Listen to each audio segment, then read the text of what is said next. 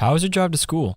Let me tell you, I had to get my iced coffee first. I just can't seem to put it down. My favorite rapper just announced a tour. My phone was buzzing like crazy. I'm so excited. I had to text all my friends right then to talk about it. Then, someone started calling me and... Let's try that again. I turned my phone off right away. I never drive distracted. Visit StopTextStopWrecks.org. A message brought to you by the National Highway Traffic Safety Administration, Project Yellow Light, and the Ad Council. I'm attorney Brian Ritchie. Getting hurt in a car wreck comes with all kinds of stress and frustration. But when you call me, I'll be on top of all of it. So all you need to worry about is getting better. If you've been injured in a car wreck, I'm on top of it. Contact us at ritchielaw.com. WCMC-FM HD1 Holly Springs. What does he do? I mean, my gosh, besides eating right, maybe working out 5 out of 7 days a week. I'll just say that the NHL and NHLPA signed a collective bargaining agreement this year, a new one. And one of the things was they really cut down on the fitness testing that players need to do every year. They made it much softer for the players. And I don't think that went over with Rod Brindamore. Like, he has been known not only to run the toughest conditioning test, but like he'll do it with the players and finish with a pretty good score, like top third of the team. Come on. Really? Top third? Oh, no, he's an absolute machine.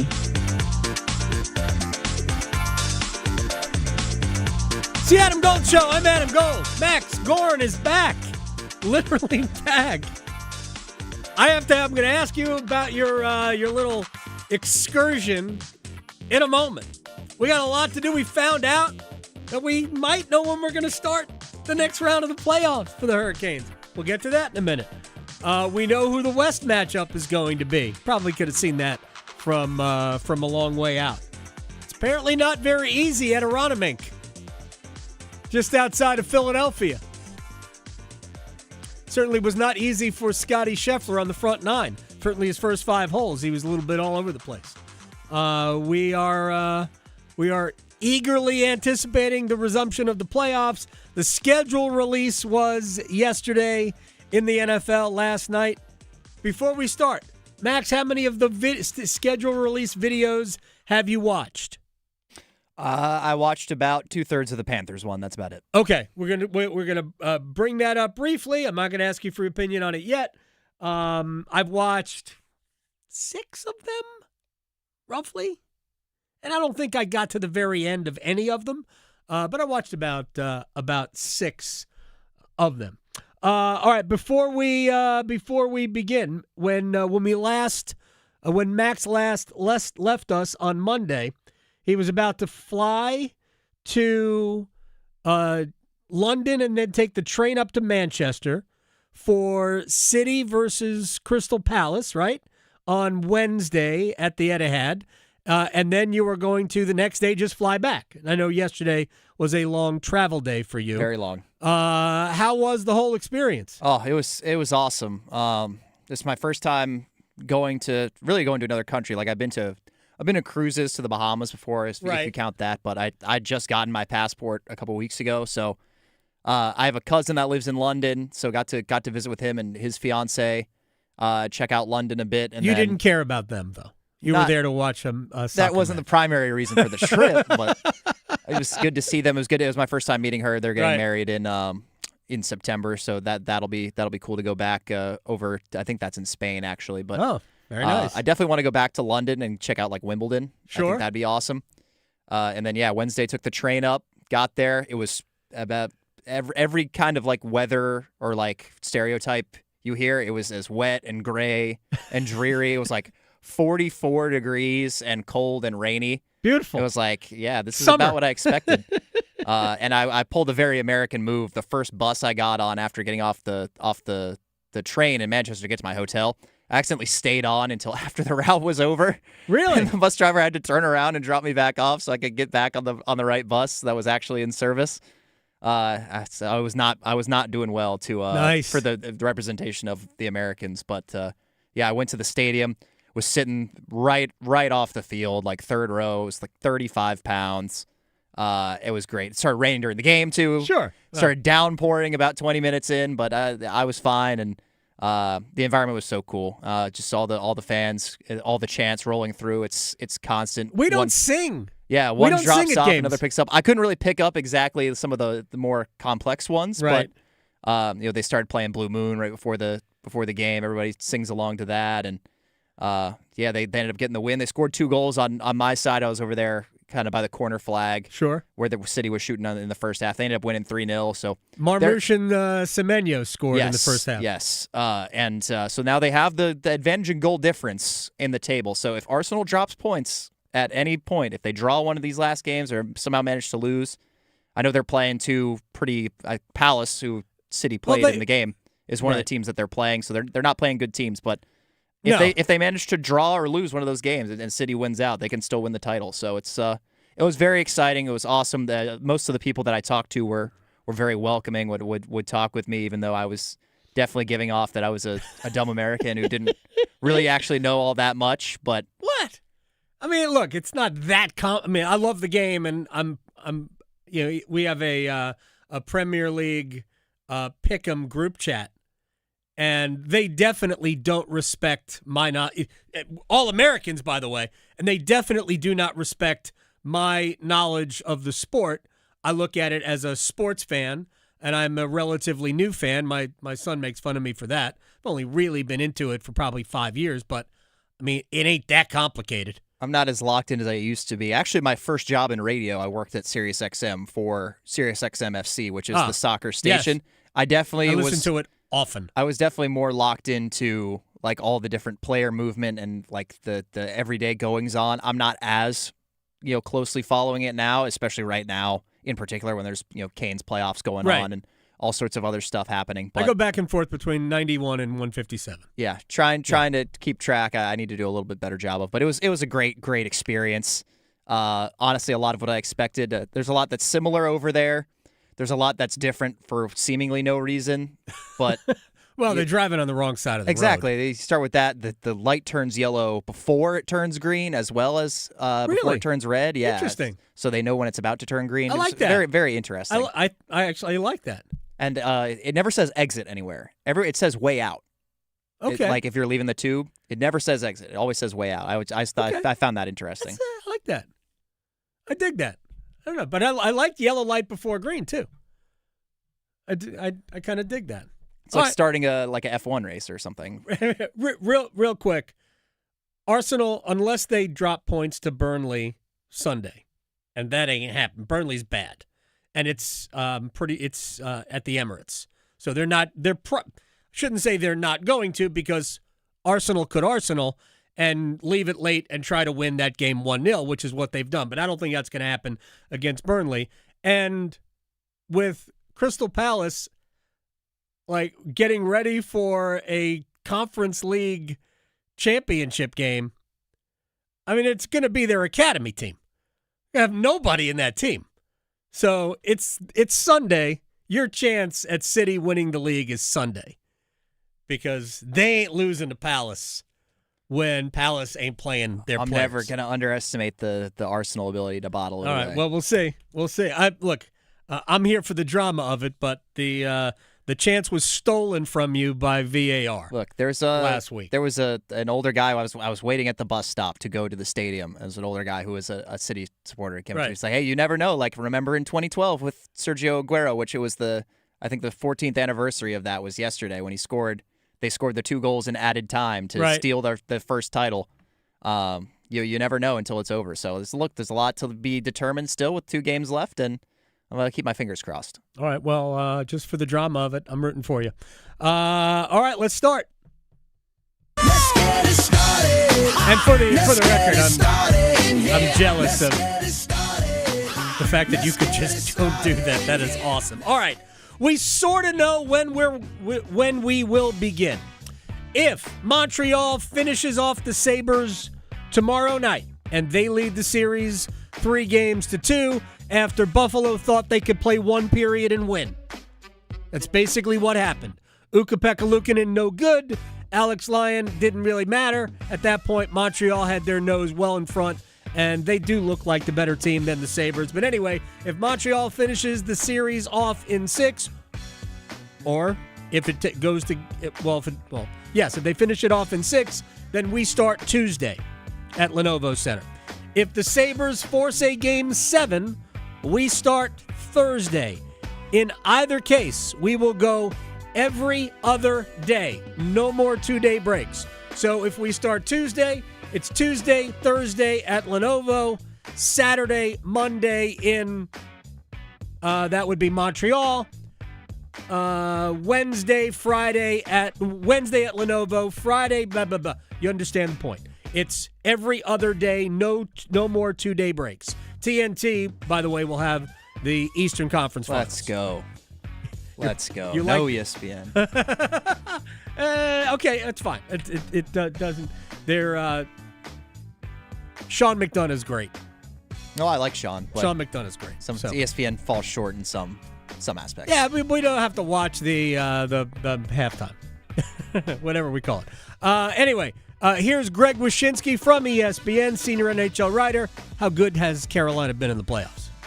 Kind of crazy that the Hurricanes are the first team under the current playoff format, which started in 1987, to sweep the first 2 rounds of the playoffs. They had a week between the first series and the second series. Now they're going to have an even longer wait. But, Carolina to me is just on another level than either of these teams. It's the first time under Coach Rod Brindamore where I think he has a real palpable offensive team on his hands.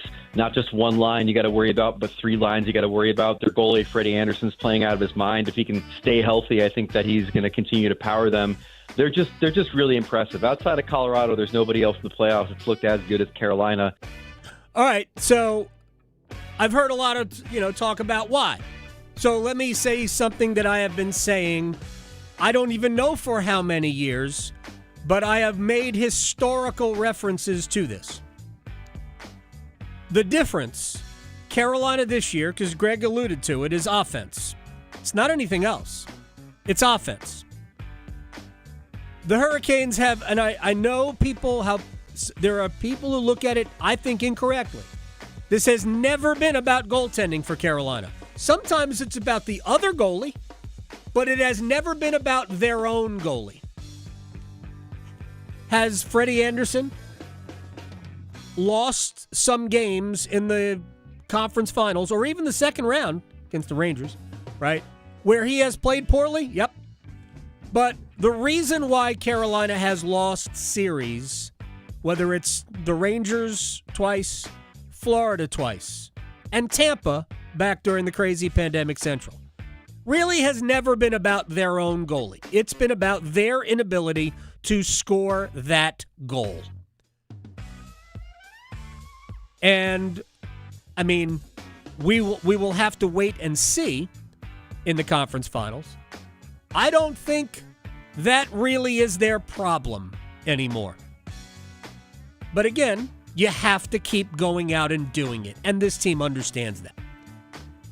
But I have said for however many years, it has been obvious to me that the separating factor when we get to this level, or wherever Carolina has essentially been ushered out of the playoffs, it's when you look down the matchups, where does Carolina have an advantage? And on home ice, all the time, Carolina's clear advantage has been in their third line. And for the sake of argument, I am simply going to use the defensive matchups to identify who Carolina's third line is, because that's how Rod does it. And Carolina's top line is the Aho line, and the second line is the Stahl line, and the third line is Logan Stankoven. And that line has kicked the Eastern Conference's rear end through 2 rounds. And even on the road, that's really been, ice time, their third line. As great as they've been. And in years past, whoever has been on Carolina's third line, sometimes it's been Jesperi Kotkaniemi, Marty Necas, somebody else. It has been that line that, for the most part, has not risen to the occasion. The Aho line always gets those matchups. The Stahl line always gets those matchups. Whoever's on it. It's been the third line that hasn't been able to take advantage of the matchup. And if you go back to the first year they lost to Boston, even the second year, in the bubble when they lost to Boston, it was guys like Charlie Coyle, who was then with Boston, David Krejci, then with Boston. Those were the guys that were giving Carolina trouble. Carolina losing matchups down the lineup. And right now, Carolina's, let's call it the bottom 6, even though Stankoven, Hall, and Blake has been the best line in the postseason. The third and fourth lines for Carolina have been great. Even though the Jankowski line hasn't scored, it's been great. So it has been the problem in the past. Through 8 games, it has not only not been a problem, it has been the reason why they've made it look easy, aside from penalty kill and Frederick Anderson. But that has been the issue. As long as Carolina gets something offensively out of Aho, Svechnikov, and Jarvis, I think they'll be fine. I really do. As long as they get something. And I will not put it out of the realm of possibility that they get the same thing they've been getting and they still win the series, because defensively, that line has been excellent. Those 3 guys at 5-on-5 have been on the ice for 1 goal against. That's it. In 8 games. 1. Now, they haven't produced a goal, but 1 goal against in 8 games, playing against the players they're playing against, yeah, that's okay. That's all right. We need the power play to get better, blah, blah, blah, all of that stuff, but that's where Carolina is. By the way, Brandon Bussi will join us at the bottom of the hour.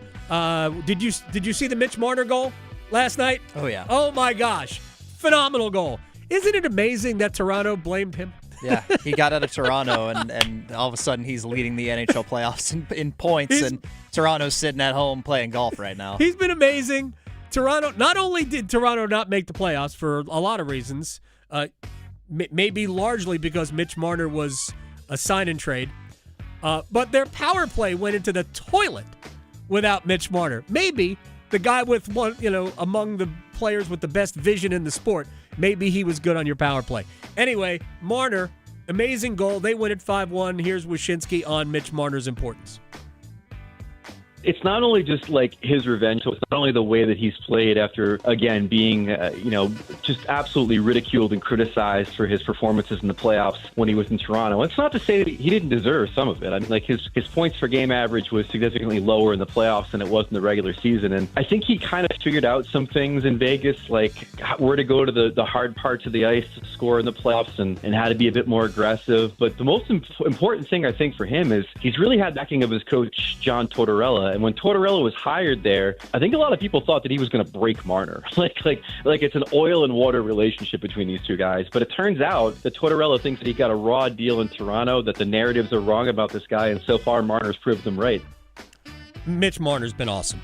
That's a team. I picked, by the way, beginning of the playoffs, I picked the Carolina-Vegas Stanley Cup Final. I don't know if that's going to be right or not.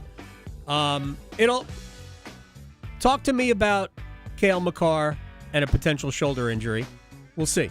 We'll see what happens there. By the way, going forward, the Ducks, they're going to be a force. They're going to be a Western Conference problem. Too good, too young.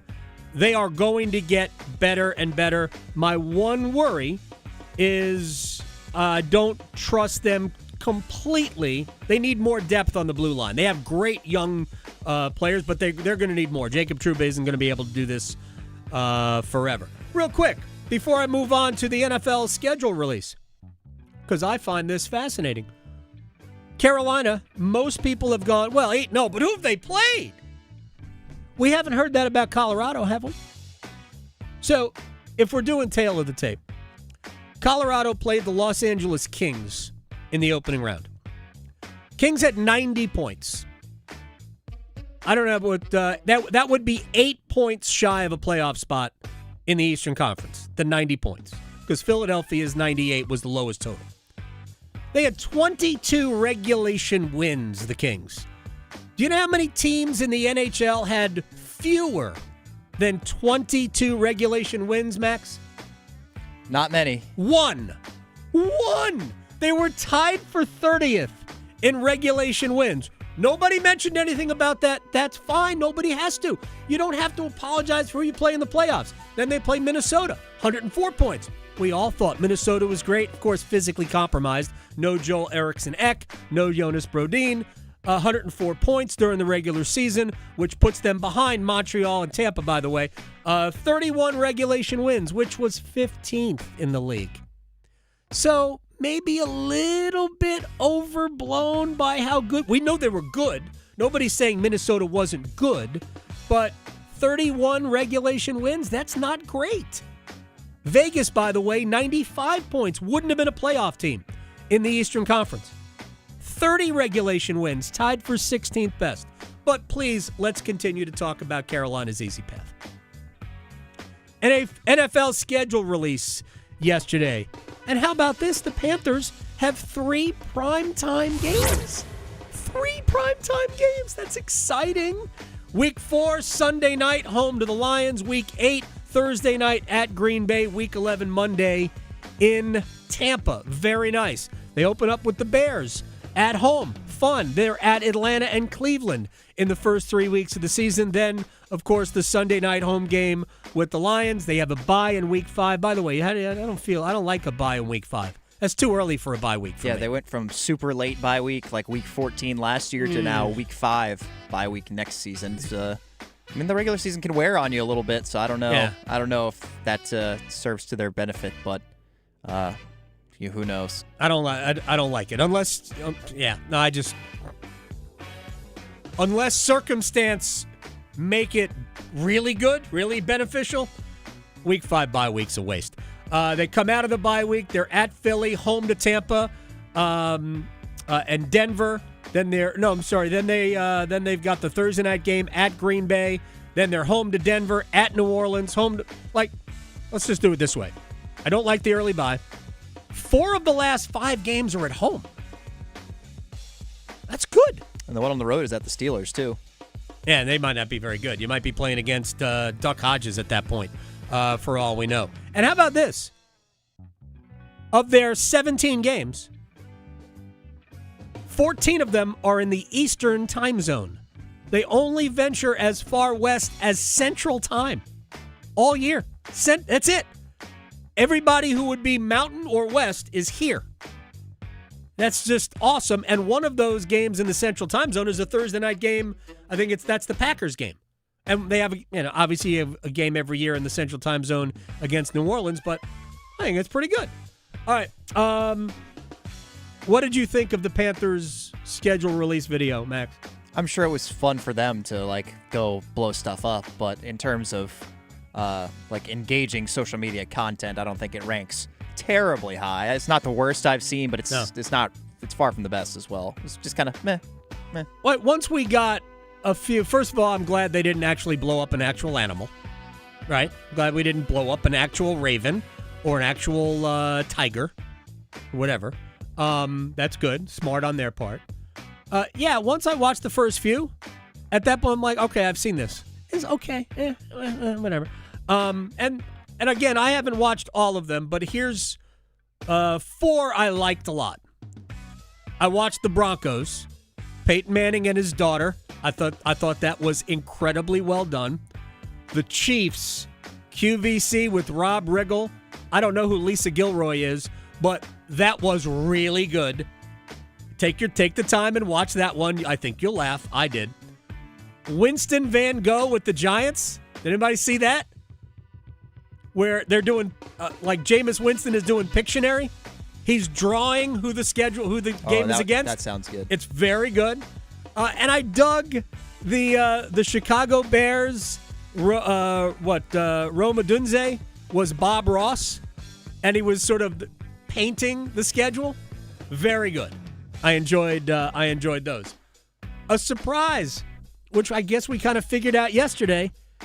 The NFL is starting the year Wednesday night, Patriots at Seahawks. I never thought they would do this. I guess they want the awkwardness of Mike Tirico, Chris Collinsworth, and everybody else somehow not talking about Mike Vrabel's offseason. I guess they want them to ignore it. Because if I'm NBC, I don't want to talk about it. But when you don't talk about it, and every time the camera shows Mike Vrabel, they're going to be like, where's Diana Rossini? They're definitely not going to mention it whatsoever. I don't get why you just put NBC in that position. I think it makes sense in terms of the matchup, like Super Bowl rematch. Oh, it's a great matchup. On a Wednesday night because you have that game in Australia and because the NFL's like, well, let's take another day for ourselves and make it about the NFL, just like they did yesterday with the schedule release. Right. Put that Seattle, New England, put that on a Sunday night in the middle of October. It doesn't matter, though. Like, no matter what for the Patriots' first game, like, it'll be awkward. I mean, they'll dance around it. They won't mention it, and they'll carry on. It's unbelievable. All right, Jets, Dolphins, Cardinals, Raiders. 0 primetime games? Four teams, no primetime games. Oh, no. I mean, we're not going to miss anything with not seeing those 4 teams. Who do you think is going to be the worst team out of those 4? I think it's going to be the Dolphins. My pick was either the Dolphins or the Cardinals for worst team. It might be the Jets, too, to be perfectly honest. All right, we're going to break here because Brandon Bussi is going to join us on the other side. We have a lot to do today. By the way, nobody other than somebody named Smalley, I think it's former Twins shortstop Roy Smalley, playing well. He is 4 under par. Hideki Matsuyama, 3 under par for the day. He's got 1 hole left to play. He is at 3 under at the PGA Championship. Otherwise, it's been awfully difficult today. Brandon Bussi will join us next. Asheville to Wilmington, Boone to Durham, The Adam Gold Show on the North Carolina Sports Network. Listen every afternoon for The Drive with Tim Donnelly. In the transfer portal world of college basketball, every answer asks another question. NC State gets a point guard, but he's 6'1". They need more size. Carolina gets a new coach, but he's got NBA experience. Will the college kids listen to him? Even Duke needs a little bit of size and goes to a Belmont transfer. Everybody still has questions. The Drive with Tim Donnelly, 3 to 6 on 99.9 The Fan. May is the perfect month to get on a motorcycle, and it's also Motorcycle Awareness Month. I'm Victoria Vodnecker here from 99.9 The Fan for Law Tigers, and as someone who has ridden before, it's always a good idea to keep some simple things in mind to help you stay safe on the roadways. First up, make sure you are always wearing a USDOT-compliant helmet with eye protection because those bugs feel like rocks when you are riding down the highway. Also, keep your lights on even during the day because standing out is imperative. These are simple reminders to help prevent an accident from happening, but if one does, call Law Tigers first before calling your insurance company. At Law Tigers, they're riders too, and they know the value of your bike and gear and the investment you've made. Case evaluations are always free, and you won't pay a dime until your case is settled. Call 1-800-LAW-TIGERS, North Carolina's motorcycle lawyers. Law Tigers is a network of independent law firms who are members of the American Association of Motorcycle Injury Lawyers. Law Tigers is not a law firm. Jungle Cashword Scratch-Offs and Digital Instance games are here. 2 ways to play. Yeah. Play Scratch-Offs like you do. Scratch it. Play Digital Instance on your phone. 2 ways to win. Right. 2 ways to find letters and complete words. 2 ways to win up to $150,000. That's a lot of crackers. Jungle Cashword from the North Carolina Education Lottery. 2 ways to play, 2 ways to win instantly.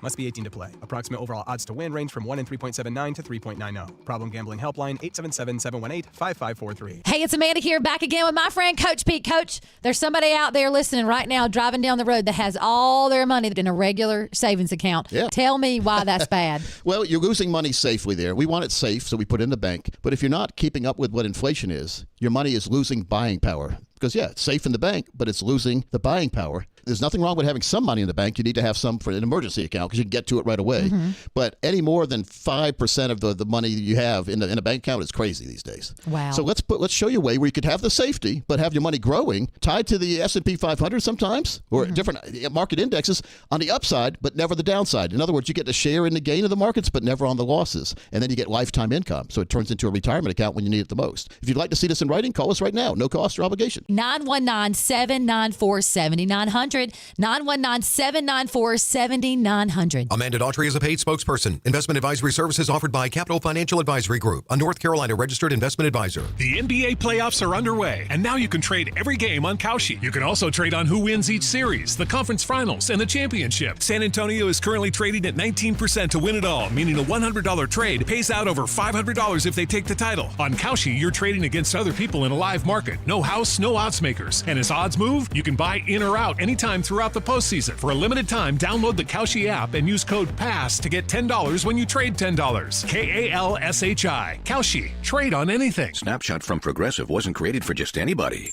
Oh no, we made it for you. Smooth accelerators. When that light turns green, you're off. Like a warm knife through firm butter. Going from 0 to the speed limit in an appropriate amount of time. Sure, your car has horsepower, but your horses prance around as silky smooth as your right foot. Fancy Prancerton. With Snapshot, safe drivers like you get personalized rates based on your driving habits. Sign up today at Progressive.com. Progressive Casualty Insurance Company and Affiliates. Snapshot not available in California or from all agents. One Adam. Gold. One Adam. Gold.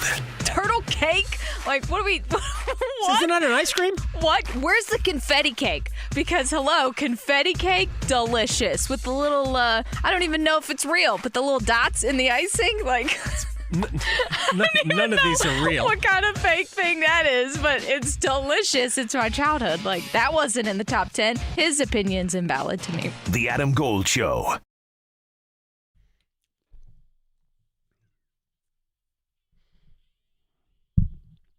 It's the Adam Gold Show. I am Adam Gold. Max Gorin on the ones and twos. We found out yesterday that we might know when the Eastern Conference Finals are going to start. It all depends on when Montreal-Buffalo finishes. If they wrap up tomorrow night, then it will be Tuesday and Thursday at Lenovo Center for games 1 and 2. If Buffalo stretches this series to a game 7, which would be Monday, then we will start Thursday, and it will be Thursday and Saturday at Lenovo Center. Either way, number 32, Brandon Bussi, will be there, and he joins us on the Adam Gold Show. I feel like it's been too long since we've spoken, man. How you doing? I'm doing well. I know. I was thinking about it. It's been a minute. So, how you doing? I'm doing very well. You were not thinking of it, man. It's been a while since I've talked to Adam. What'd you do for the last 10 days? It seems. Just practice and work out. You know, I think it's a good time for our team here to kind of sharpen the knife a little bit, as Roddy says, and making sure we're ready to go here come game 1.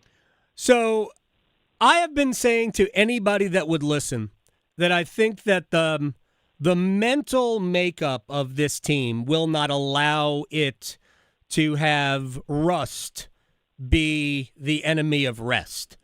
I don't know if I'm right or not. We'll find out, I guess, whenever this series begins.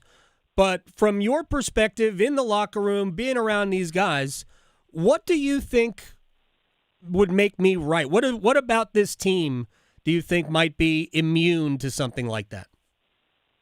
I think we're all just kind of on the same mindset and same common goal, right? I mean, our goal is to win the Stanley Cup. So coming to the rink every day and working during this break hasn't been challenging. I think the energy's been high.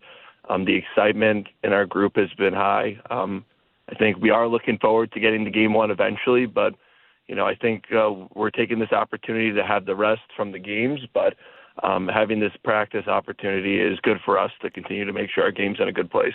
What? First of all, what have you done? I mean, you can't practice for 6 hours. So what else have you done? No travel, no planes, nothing, unless you have done that to maybe get ready for your wedding, which is, I know, coming up. But what have you done with the downtime? Enjoy it, with Mary. During the season, we don't get long time spans at home. I feel like we're always on the road and stuff, so that's been a blessing. And, the wedding has taken a priority now. We're kind of about 2 months out, so I feel like I'm on the phone trying to schedule things, have meetings, working on the honeymoon after, we're trying to figure out places in Greece. So, that's been fun to have that opportunity and this time to spend with her, when pretty much it's since September or October. It feels like we're on the road so much. So Brandon Bussi is joining us here on the Adam Gold Show. I wasn't going to ask where you were going because now the paparazzi is going to be all over the Greek islands. I mean, look, everybody wants to know what you and Mary are doing. No, when we last spoke, I wasn't sure if we were band or DJ. I think you were leaning DJ, right?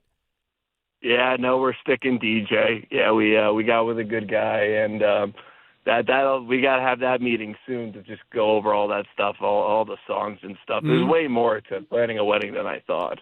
Give her so much credit for all she's done. I might be a little over my head right now. Well, it's probably wise. I was when I had to plan a wedding. This goes way back. All I had to do was make sure that my groomsmen all got the same tuxedo. And what else? I really didn't have much else to do. I just had to nod my head. So what is your song? Have you chosen a song? I'm not going to reveal that yet. Okay. 'Cause what if people that are going to the wedding are listening? That's I want true. some surprises, Okay. right? Very good. I appreciate that. That's Keep you on the edge of your seat. Maybe once next season starts up and we chat again, I'll fill you in on that. All right. So all the people can know. I cannot. I'm putting it on my calendar to talk about that. Have you gotten the menu down? Oh, absolutely. That's the most important part. Bussies, we like to eat. We like good food. So we got a good meat option, fish option. The cocktail hour is gonna fill some people up, but everyone's gonna be well fed. That was a priority for sure. Very. I think that's wise. I can tell you from experience, though, I did not taste a thing on my wedding. I could not taste a single thing on my wedding day. Brandon Bussi is joining us here on the Adam Gold Show. Everybody wants to play, and I get it. You had a great year, and I hope this team wins 8 more games, and I can't wait to see your name etched on the cup because you're such a huge part of it. But when you're watching Frederick Anderson right now, what do you think is different today from like 3 months ago?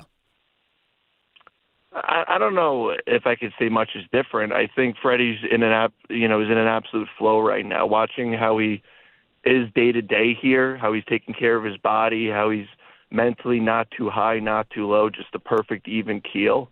The way he's been able to handle those momentum shifts in games where other teams might push a little bit, and being able to control what's going on the road, especially. When you enter these other buildings, it's hostile, right? It's a little different than Lenovo. Granted, I think our building's probably the loudest. It's a little different when they're not chanting your name, right? So I think all those factors are what's so impressive in watching him right now, and he's been just an absolute rock for us. And they've been physical with him as well, and Freddie has just kind of let that like water off a duck's back. Yeah, I mean, when you're seeing pucks well, teams are going to do whatever they can to get physical. I think you've seen that throughout the playoffs. The net front battles have been huge in every series, and how you handle that as a goalie is important. Brandon Bussi is joining us here. What about the hit he delivered? I think it was on Travis Sanheim. We've seen reverse hits when you know you're about to get hit. I think Freddie just went, I'm going to deliver this. It was a great check. He should have gotten credit for it. You know what? I'd love to see goalies getting credit for some checks, but he's a big boy. He's strong. I don't want to be trying to barrel into his crease. I think he wins a lot more battles than you think. Brandon Bussi is joining us here. Have you watched the other playoff series? Yeah, a little bit for sure. I caught some of that Buffalo-Montreal game last night, and then the beginning of the Anaheim-Vegas game. It's fun to watch right now. Hockey's at a good time right now. It's super entertaining, so it's been great. Yeah, I didn't make the actually I guess I caught the start of that, but I'm old, so I was headed for bed. Did you see the play in which they took a goal away from Buffalo for goaltender interference on Jakub Dobeš? Did you see that play? Yeah, I didn't see it live. I saw obviously all the replays the next morning. As a goalie, you want that call. He's in the crease, but it's tough. I think it's such a judgment call, and when you review it and you slow-mo it, it becomes difficult to kind of feel out what's the natural play, what's not. So I don't like. I'm glad I'm not the person making those decisions, but definitely as the goalie, if anyone's ever near the crease, you hope you get a call like that. So see, I knew when I was asking the goalie that you want that call, But for me, to me, Dobish is the one who initiates the contact by sticking his stick out, and he made the save. It was right into his glove. It wasn't like he couldn't get back to make the save. He was there. I hate taking goals away. But I think what you said there about replay, when they slow it down, everything looks worse in slow motion. And I think we saw it in our first series with Ottawa there on that offside in overtime. Mm-hmm. And I'm not going to say whether or not I thought it was onside or offside. Why not? But when you slow it down, you lose the feel of that control, right? Mm-hmm. Does he have possession of the puck? Well, when you're breaking it down by milliseconds, it loses that feel. So it's a difficult job. Don't get me wrong. I'm not, I'm not trying to put anyone on blast, right? But it's a job that I don't want to have. I'm glad I could just play the game. I'm with you. Did you think it was off that Jordan Staal lost control of the puck though?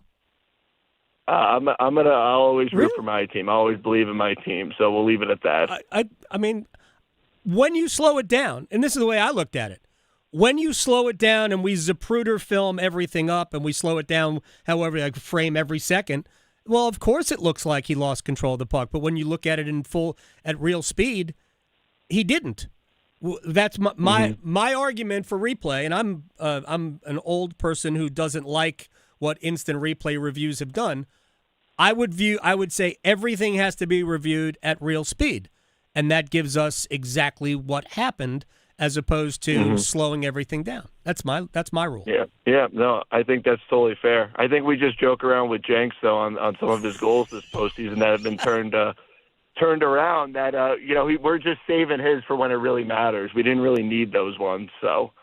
He had one last year. He'll get it when it matters. He had one last year, wiped away too. He's 0 for 3 in the playoffs. You were not here, but I thought Jack Drury was going to have the all-time record for goals wiped off from not only the playoffs but regular season. He's doing very well in Colorado, but Mark Jankowski is going to take that away. All right. Do you care who you play?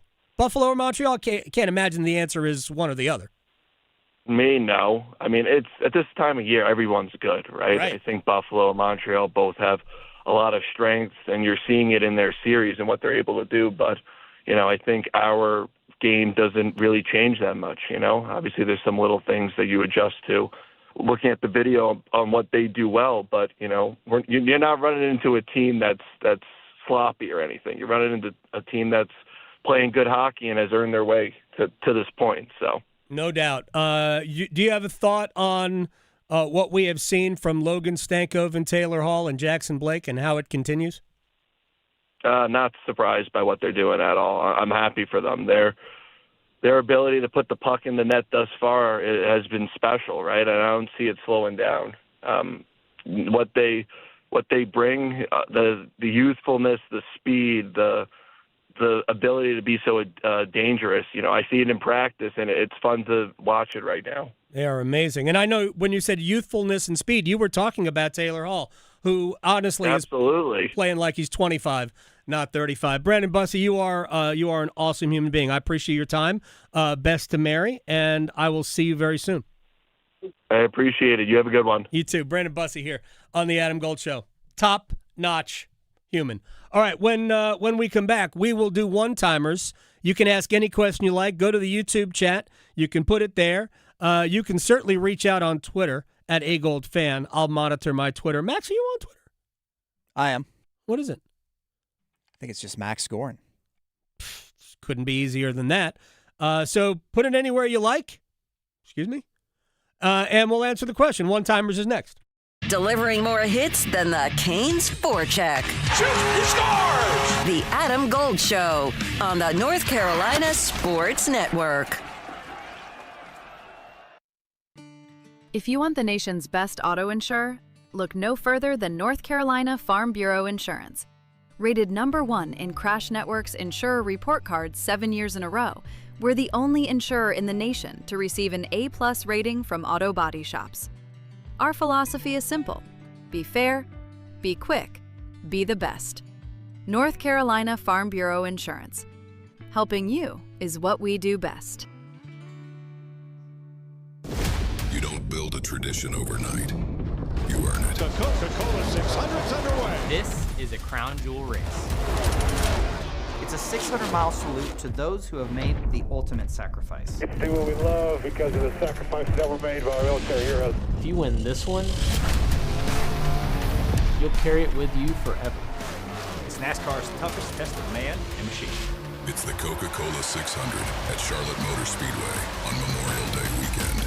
As public power customers, we experience fewer outages and faster restoration than customers of other electric providers. But the benefits of having a locally owned electric system go far beyond unbeaten reliability. Our local public power employees support our community, providing electric hookups for events, installing and maintaining ballpark lights, holiday lights, traffic lights, street lights, and more. Local people working together to meet local needs. That's the value of public power. Learn more at electricities.com. As the health director in Haywood County and a nurse here in North Carolina, I can tell you that the 988 Suicide and Crisis Lifeline saves lives. No matter your struggle, you are not alone. The 988 Suicide and Crisis Lifeline is free, private, and always available. 988 Lifeline counselors are ready 24/7 to speak with you, help you cope, and get you connected to the support that is right for you. 988, the National Suicide and Crisis Lifeline. Call, text, or chat 988 24/7. Brought to you by the North Carolina Department of Health and Human Services.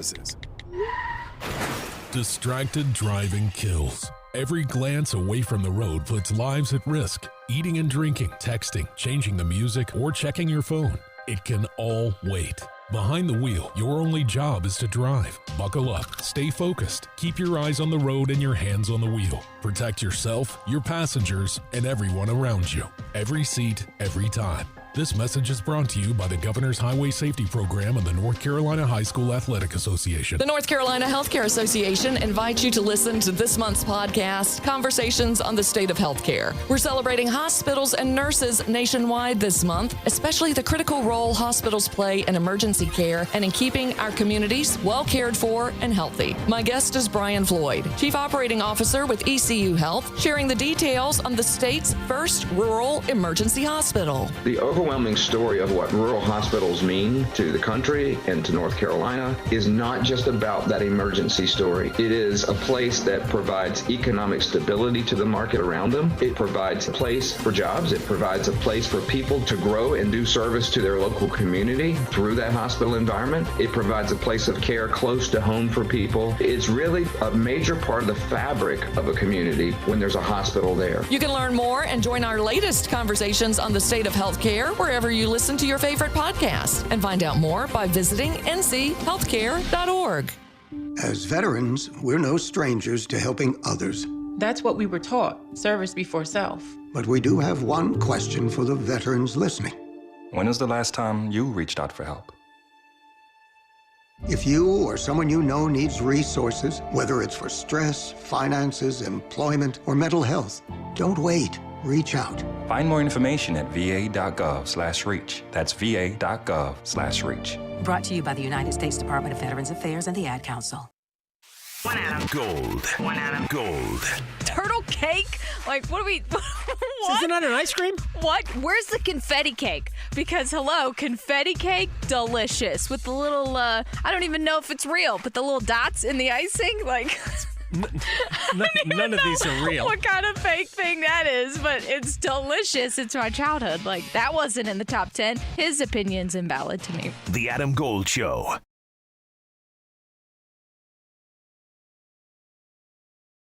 It's the Adam Gold Show.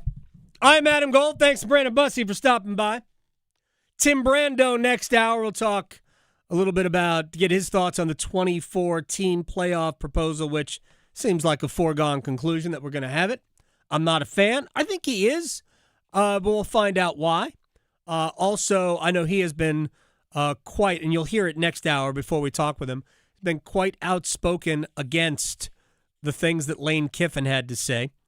We talked about what Lane had to say about his old employer, Ole Miss, although it wasn't about the employer, it was about the environment around Oxford, Mississippi. We'll talk about that as well with Tim Brando. Well, we should just do one-timer, shouldn't we?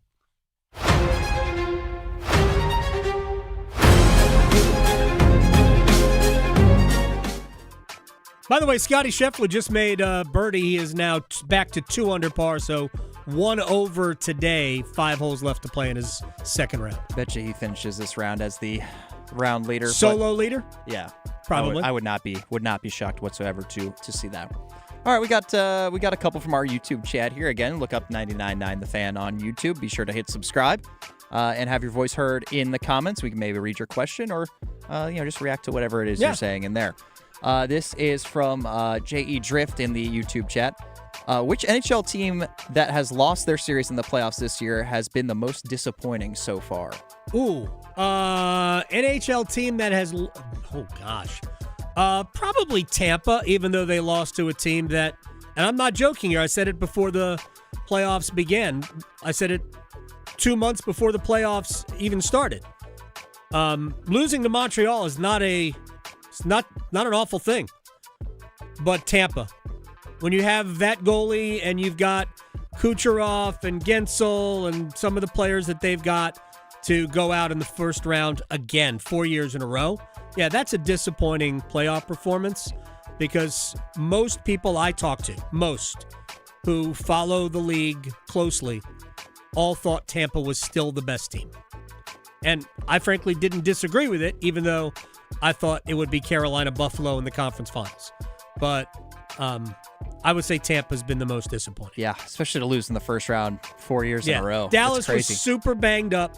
No rope hints at all. Heiskanen was also hurt. Their 5-on-5 play was dreadful. They scored 10 power play goals, though. It doesn't make a difference how you're scoring. If you're scoring goals, you're scoring goals.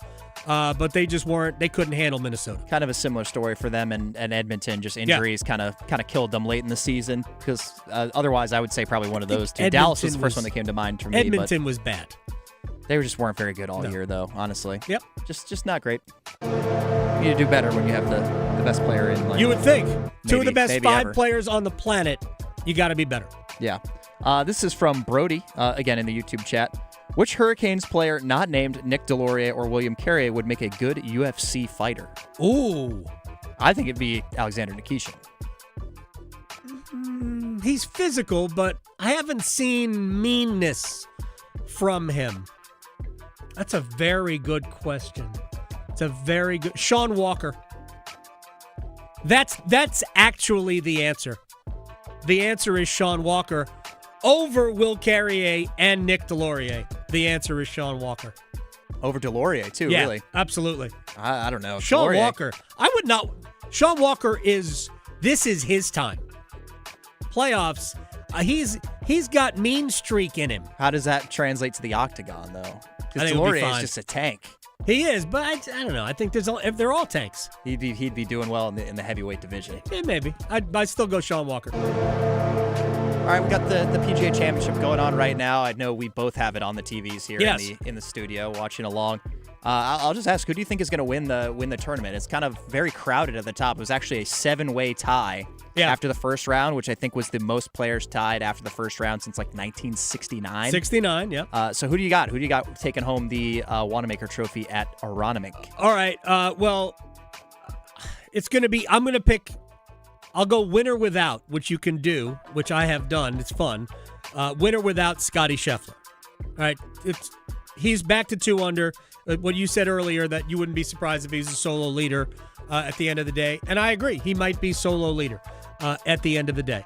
But I'm going to, because I believe that this tournament, if it ain't Scotty right now, will be won by just random person. So let's go Min-Woo Lee. I don't know if he has the major closing ability. I don't know. He doesn't. But he might not need it. This course is killing everybody. Best score yesterday was 3 under. Nobody's been better than 3 under so far today. So I think you're probably looking at a winning score in the neighborhood of 7. It's supposed to get warmer over the weekend, so maybe the course will get a little bit easier, but I don't think so. I think the greens will get drier. I think the rough is killing everybody. The fairways are wide, but the rough is penal. So, very difficult. And the greens are just incredible. Yeah, they need the win to die down a little bit because it's. I saw somebody post. It was I don't remember who said it, but they're playing a PGA Championship at a U.S. Open setup with Open Championship conditions right now. Yeah, so but it's not a U.S. Open setup. The fairways are too wide. Yeah, that's true. It was Rory who said there's basically zero strategy off the tee in this tournament. So is that what he said? Yeah, and then he also proceeded to bogey the last 4 holes yesterday. He couldn't he was no good off the tee. And it led to him being, unfortunately, he had a lot of 10-footers for par yesterday. Yeah. I'd go out there and shoot like 107, so I don't know how much analysis I could really give. All right, we've got a couple NBA Game 6s tonight. The Timberwolves and the Spurs. Spurs are up 3-2 in that one. That's the late game. And up first, it's going to be the Cavs and the Pistons in Game 6. The Cavaliers have come back from losing the first two. They now lead 3-2 and could close out at home. Do you see either of these series, both of them closing out tonight? Or are they both going 7? What's your take on the NBA series that are still going on right now? Cavaliers will close out the Pistons tonight. Detroit can't play them. Neither of these teams are good on the road, and frankly, the Cavaliers shouldn't have won Game 5 in Detroit. I mean, Pistons had like a 9-point lead with 2 minutes to play or something. And I will just say this about San Antonio. If you run the risk of Game 7, you're going to lose Game 7. Go win tonight. Do not allow Minnesota hope, because that team is mentally more tough than you, I think. And I would not give Anthony Edwards any chance to beat me. Don't want to do that. So end it tonight. Victor Wembanyama, keep your elbows in. I still didn't understand why he did that. Anyway, I think Cleveland will advance tonight, and I think San Antonio, I don't know if they're going to, but if I were them, I would not want to play a Game 7 against the Timberwolves. All right, take 2 next. Because your fantasy football team needs all the help it can get, the Adam Gold Show on the North Carolina Sports Network. Need more Stanley Cup chatter, Canes fans? Listen afternoons with Adam Gold in the Drive for our Cup check-in, served up by Carolina Ale House. We talk with hockey's best, past and present, bringing you the latest insight on the chase for Lord Stanley's Cup. It's the Cup check-in on 99.9 The Fan, served up by Carolina Ale House. Come to Carolina Ale House for the official Carolina Hurricanes viewing parties throughout the playoffs. Visit CarolinaAleHouse.com/Canes to see the schedule. The Chase Ink Business Premier Card is made for people who make things happen, like me. I'm Sam, founder and CEO of Manifest, a product design company that makes everyday products designed smarter. I get 2.5% cash back on purchases of $5,000 or more, plus unlimited 2% cash back on all other purchases, which helps us make more smart ideas into a brilliant reality. The Ink Business Premier Card. Chase for business. Make more of what's yours. Real business owner compensated for their participation. Cards issued by JPMorgan Chase Bank, N.A. member FDIC. Subject to credit approval. Terms apply. Life's great stories are built on yes and. Yes to the big game and the private suite. Yes to the beach and sailing offshore. Yes to traveling the country and exploring new ones. With the new Millionaire for Life from the North Carolina Education Lottery, you can say yes to $1 million now and every year for a lifetime. Millionaire for Life. Winning is just the beginning. Drawing 7 days a week. Must be 18 to play. Approximate overall odds of winning are 1 in 8.47. Problem gambling helpline 877-718-5543. Adam Gold in studio with my friend Ryan Monsine from the Aluminum Company of North Carolina. Because you guys do everything for the exterior of your home, these things can add up. And there are a lot of people who think, I can't afford this. How can the Aluminum Company make it easier? Yeah, well, Adam, we have plans that are 12 months, 0 interest, and 0 payments for 12 months, which make it super affordable for people to do anything on their home, whether it's windows, siding, doors, roofing, gutters, any kind of exterior home improvement. The Aluminum Company has financing plans that can fit in your budget and make it easy. So wait a second. I can get everything done, no interest, and no payments for 12 months? Yeah, and you get a lifetime warranty once the project's done. I get a lifetime warranty once the project is done? Yes, sir. What about my down payment? No down payment, no deposit. No down payment, no deposit. No payment until the project's done. No payment until the project's done. Exactly. Where do I sign up? Aluminum Company of North Carolina, aluminumcompany.com. If you think you or someone close to you is having a stroke, we have 2 words for you. Be fast. B for balance, E for eyes, F is in face, A for arms, S for speech, T for time to call 911. Look for changes in balance, vision, or speech, weakness in one arm, a drooping face. Learn the signs at wakemed.org/stroke, because every second counts. Earth Justice is a national legal nonprofit fighting to protect people's health, to preserve magnificent places and wildlife, and to combat climate change. Visit us at earthjustice.org. Earth Justice, because the Earth needs a good lawyer. Join us at Camping World's Red, White, and New Trade event, our biggest trade event of the year, May 14th through the 17th. Trade in your RV and get the highest value guaranteed. Then upgrade for less with new RVs starting as low as $94 a month. Plus, take 25% off select maintenance services. Save up to 40% on camp-ready must-haves. And enter to win a new RV.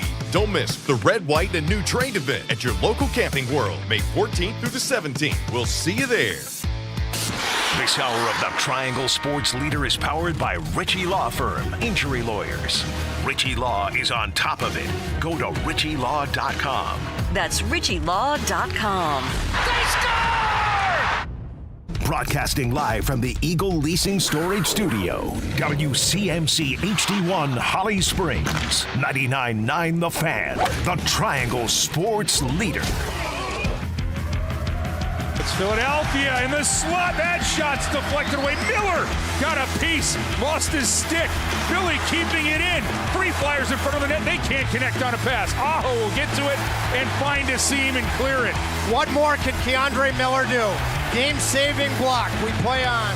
Yeah, I do. I think he's, and a couple guys have really elevated play, and more maybe just even in their consistency of how they're playing. Like, it's just shift after shift. It has been real solid, and I mean, he's been good all year, but it's now, it's hard to find a shift where it's not good. It's the Adam Gold Show. I am Adam Gold. Max Gorin on the ones and twos, talking about Keandre Miller, Sean Walker. I mean, honestly, Carolina's blue line has been phenomenal in the playoffs. The penalty kill has been just next level. There have been 6 different segments of penalty kill where they were down 2 men in it totaled like in excess of 5 minutes. They have allowed 5 shots on goal in about 5.5 minutes of 5-on-3 power play against time. 5 shots on goal. No goals. 5 shots on goal. Only 6 attempts. It is insane.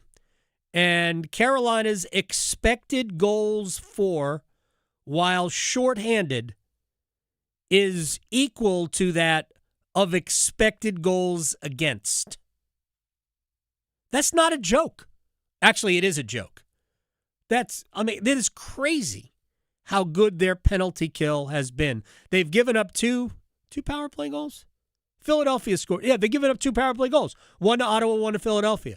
I think it's 30, I don't know what it was, 39 out of 41 or something, whatever silly number it is. So they've given up 2 power play goals and they scored 1 shorthanded. And frankly, it's kind of 2 shorthanded, but it was 1 second after a power play expired, the stall to Aho pass in Game 2 of the series against the Senators. So Carolina's penalty kill has been, if you were making a list of the reasons why Carolina's gone 8-0, Freddie Anderson, the penalty kill, and this is in no particular order because it'll change depending on the day. Anderson, the penalty kill, and the Logan Stankoven line. It's just been insane. And I know that over the last few days, we've all heard, this team has another level to get to. And I think it does. And I think, to a man, they believe they do. And we could talk about, who or what. But I would say that Carolina defensively has been an A+, and offensively have been a B. Nothing better than a B offensively. It ain't like Carolina's lighting the scoreboard on fire. For a team that was second in the NHL in goals this year, and they were, second only to Colorado, the They only scored more than 3 goals once in 8 games. We could talk about the 2 empty net goals that got them to 4 when they closed out Ottawa, but that number was really 2. And for the most part, they've been at 2. Certainly through regulation. Somebody's got to score in overtime. So through regulation, Carolina basically has been a 2-goal team in the playoffs, and they've made it work. You're going to have to get, to beat Montreal or Buffalo, you're going to have to get to 3 on a regular basis. And you're going to have some nights where you get to 4. It is going to be required. And I think offensively is where they have room really to take it to another level. And if you want to say we're talking about Aho, Jarvis, and Svechnikov, that's fair. Ehlers too. But yeah, we're talking about them. And I don't even care about 5-on-5. You're going to get your power play time, the top unit, the Aho, Svechnikov, Jarvis, Ehlers when it's not Stahl, Goss to spare. Those guys need to produce, at least on the power play, so you don't have to worry, oh, heck, how come they haven't scored at 5-on-5? It doesn't matter. When you get to the playoffs, and Aho said it best yesterday, he says, I don't care. If we win, I don't care, and I absolutely believe it. They have been great defensively, but they do need, especially when they're going to go up against Suzuki, Caulfield, and Slavkovsky in the next round if it's Montreal. And if it is Montreal, and they finish it off tomorrow, the series will start Tuesday. If it goes to Game 7, the series will start Thursday, and it'll be either Buffalo or Montreal. But if we start Tuesday, it's because it's Montreal, and you're going to go up against those guys, they're going to get theirs. They're like, too good. Way too good. Anyway, take 2. Let's roll. 3, 2, 1. And real quick, Tim Brando on the playoff, maybe going to 24 eventually, and a little bit on Lane Kiffin, and just his overall view of where college football is right now. I am looking forward to that conversation. I know he's out running errands, so I think we are going to be his break from his honey-do list today, which, you know what? I hope that we are your break from a honey-do list. All right, let's start with the NFL schedule release yesterday, last night. Glory be, Panthers 3 primetime games next year. And that's year. Just for now too. There's still some TBDs at the end of the schedule too. Well, so Week 18 is a TBD across the board. Like, we don't even know, because they will set the Week 18 schedule in when we get to, so they can determine which games need to be played at the same time so nobody has an advantage. So, yes, smart thing to do. That's what they do in all sports. Actually, what they do in the Premier League is that everybody plays at the same time on the final day of the regular season. Well, there is no playoffs. There is at the lower level. Never mind. We don't have to get into it. Week 4, Sunday night, home to the Lions. Week 8, Thursday night at Green Bay. Week 11, Monday night in Tampa. They will open with the Bears at Bank of America Stadium. The first Sunday, 1 o'clock. The first 3 games are all 1 o'clock games at Atlanta and at Cleveland before the Sunday night game at home to the Lions. I kind of like that. Dig 3 different. You finish first, so I guess that matters. But 3 different primetime games for the Panthers. Quick thoughts on the schedule. I don't like a bye week in week 5. I do too early. Too early for a bye week, and because when you could, now I don't want the bye week too late either, but it was really late last year. Well, yeah, it was like week 14 or something, or 13, whatever it was. There were like 4 games, I think, after the bye week. Like, that's crazy. And it seems like when I looked at the whole schedule based on the week 5 bye, man, like, it is going to be a grind at the end. Now, to Carolina's benefit, four of their last 5 games are at home, which I like. And the one road trip is to Pittsburgh. Speaking of road trips, the Panthers will not venture even into mountain time. No mountain, no West Coast time. No Berlin, no England, Right. no Australia. Well, we're going to talk about that in a minute. But Panthers release video, okay. I like the concept, but it just became repetitive. You're just blowing stuff up. I get it. But it's fine if you like to blow stuff up, and some people do. Okay. My recommendation, and I know ESPN has a story with all of the scheduled release videos. The Broncos, the best one I saw. Actually, no, the Chiefs is the best one I saw, followed by the Broncos. I loved Winston Van Gogh. The Giants release video is Jameis Winston doing Pictionary for all the games. And the Bears one with Rome Odunze as Bob Ross was very good. I did enjoy that. By the way, Max, I want a redo on my answer to who's going to win the Open, the PGA. That might have been Freudian. Hideki Matsuyama played really well today. Maybe the low round of the day today. Yeah, very 3 well under. maybe. Ooh, Scotty Scheffler was mad. Yeah, he just hit a very mediocre wedge from like 100 yards, maybe. It's all right, Scotty. Chill out. Scotty's been on a little edge lately. Been a little edgy. He's hitting wedge shots like me. I don't blame him. Okay, well. Well, he didn't hit a fan with a divot like John Rahm did yesterday. He took a divot out of anger in the rough and hit one of the volunteers in the side of the face with a like a load of grass and dirt. He apologized. John, you could tell John was like mortified at his own behavior after that. By the way, Patriots and Seahawks will open up, and I don't understand why the NFL did that. I forecast that the other day when we talked about it. I figured there's no way they're going to put NBC in a position of having to not talk about Mike Vrabel, even though I've been on record as saying I don't get everybody's obsession with it. But the fact is that everybody's obsessed with it.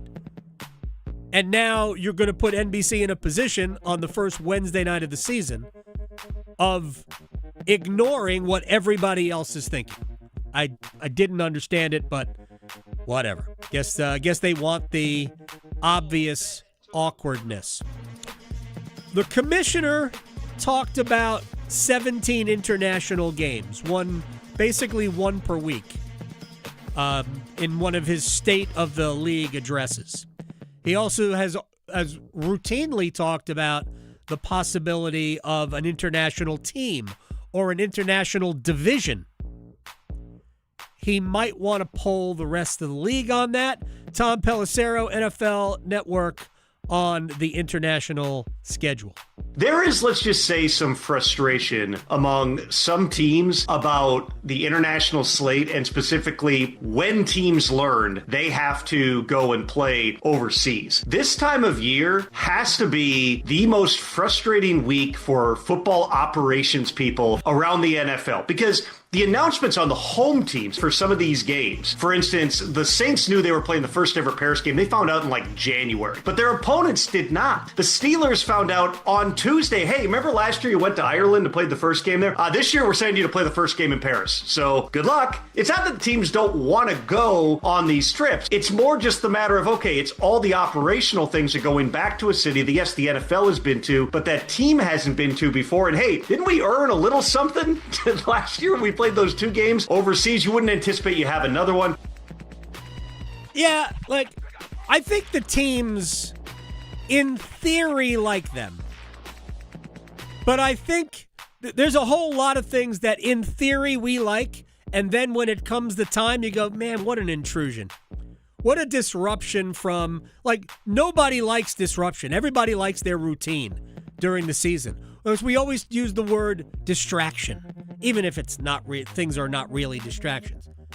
I think teams would much rather just go about their business. It's enough of a disruption to play a Wednesday and then a Sunday and then a Tuesday. Right? We're not playing NFL games on Tuesday. Not yet. They will. That's the only day of the week that there will not be an NFL game scheduled this year. Tuesday. It's the only game. That's only the thing. day. I think I was on, it was this morning with Paul, I was talking about this, but I much rather prefer games on Sundays at 1 o'clock, sitting there, Right. There's red zone, You can whip around, even if it's just the Panthers or if it's just whatever your favorite team is. I feel like a majority of NFL fans enjoy that Sunday afternoon because, again, it's just kind of a disruption or it's out of the routine to put it all these other random days just because the NFL wants to corner the market on, every day of the week if they can and make it about them. I like that the NFL has just all the games on Sundays, and I don't like that the way they're spreading things out to try to get these different time slots and different days. And I think most people, I think a lot of people agree with that. Oh, I think most people do. Now, we all love watching the National Football League. Nobody's going to say otherwise. But it's also an intrusion on the college schedule. I saw television ratings for the first weekend of the college football playoff. The standalone game, which was a noon game, which happened to be Miami at Texas A&M, that game drew 14 million plus viewers. That game. Right? I didn't watch the game. It was so bad. I didn't even watch it, right? It doesn't matter. The general public, Max, does not recognize whether football is good or bad. It's sort of like sex for the general public, right? Or pizza. Maybe pizza would have been the better example. But I think we've all had bad pizza at some point or another. Anyway, my point is that the next two games of that day, of the first day of playoff football, a college football playoff, went up against NFL games. And they both suffered greatly in the ratings. Well, the numbers were like 6-7 million as opposed to the first one, which was a standalone game. The matchups were way like Miami and A&M in theory, and it was a close game. It was like a really defensive, low-scoring game. The other two, it was like Tulane and Ole Miss and Oregon and JMU, which were anticipated to be blowouts and ended up being blowouts. I was told Cinderella mattered. Well, it's a good thing they're adding a couple more Cinderellas into that college football playoff. Just one. Actually, we're taking a Cinderella away from this year because we're never going to have two of those teams again. All right, we're going to talk about the college football playoff with Tim Brando, Fox Sports. He will join us. I haven't talked to Timmy B in a minute. Next. His Zamboni is bigger than yours. The Adam Gold Show on the North Carolina Sports Network. I don't care what you got, just give me that. One goal. Nikishin, Ehlers, shoots his scores! Oh, the power play! Verdeen wide open, rebound, and what a save by Anderson! Hoist Lord Stanley's Cup. Sebastian Aho in, short hand back in, scores! Oh, talk to me, Shorty! Carolina! The Triangle's official home for the Carolina Hurricanes. 99.9 The Fan, the Triangle Sports leader. Hey, it's Adam Gold from my friends at FanDuel, America's #1 sports book. It has been said by FanDuel, but also by me, that FanDuel is the clubhouse leader for betting major championship golf. And here's what you need to know. All customers, not tall customers, not short customers, all customers can get a 25% profit boost every round of the second major of the year. Hope you didn't think about Scotty Scheffler today. Off to a slow start. Boost your winnings on anything from outright winners to round leaders to matchups, so much more. I happen to like Rory McIlroy today, so do not wait. Visit FanDuel.com/local. Download the FanDuel app. Take your swing. Boosted winnings, FanDuel. 21 and over and present in North Carolina. Opt-in required. Bonuses issued as non-withdrawable profit boost tokens. Restrictions apply, including any token expiration and maximum wager amount. Gambling problem? Call 877-718-5543 or visit morethanagame.nc.gov. Jungle Cashword Scratch-Offs and Digital Instance games are here. 2 ways to play. Yeah. Play Scratch-Offs like you do. Scratch it. Play Digital Instance on your phone. 2 ways to win. Right. 2 ways to find letters and complete words. 2 ways to win up to $150,000. That's a lot of crackers. Jungle Cashword from the North Carolina Education Lottery. 2 ways to play, 2 ways to win instantly. Must be 18 to play. Approximate overall odds to win range from 1 in 3.79 to 3.90. Problem gambling helpline 877-718-5543. Pump up the volume. Business moves fast. Orders roll in, deadlines close in. When you ship with USPS Ground Advantage, you can keep up with confidence. Every package stays in our secure network from dock to door. And with nationwide reach, dependable tracking, and upfront affordable pricing, you get built-in peace of mind. You run the business. We run the routes. Visit USPS.com/groundadvantage to learn more. Credit card interest rates are now over 29%, and most people are only making the minimum payments, so they're getting nowhere. Hey, it's Dennis Cox for Loan Pronto. But here's what many homeowners don't realize. Using the equity in your home, you can easily access hundreds of thousands in cash. With Loan Pronto's Rapid Equity Loan, you can pay off your credit cards, your existing HELOC, your car loans, or get money for that home improvement project. One client just got $100,000 approved and saved over $1,500 a month. And here's the best part. With Loan Pronto, you can do it all from your phone. With zero out-of-pocket, no hard credit pull up front, no appraisal, no long drawn-out bank process, and no touching your first mortgage. Rates are at near 3-year lows. Act now. Go to loanpronto.com. See how much you can get in about 60 seconds. Loan Pronto, 2,800 5-star Google reviews. Call 919-381-1760 or visit loanpronto.com. 919-381-1760, loanpronto.com. Equal housing lender, NMLS 1661781, NMLSconsumeraccess.org. Soundstation and Security, your automotive and audio experts. Car audio, car video, home theater, wheels and tires, and so much more. Plus, did you know Soundstation and Security offers full service for your vehicle? Alignments, inspection, oil changes, window tinting, and custom exhaust. And with a variety of financing options, Soundstation and Security can help you get what you need today. 2 locations, downtown Smithfield and on Glenwood Avenue in Raleigh. Soundstation and Security. Visit myhotsound.com. This is Adam Gold. The American Cornhole League. I don't know if you can wager on it. I mean, let's go to FanDuel and find out if you can wager on it. I think I read you can get a scholarship. Kids in high school can actually get scholarships for cornholing. Who knows? I don't know what the technical term I'm just not going to say anything. The Adam Gold Show.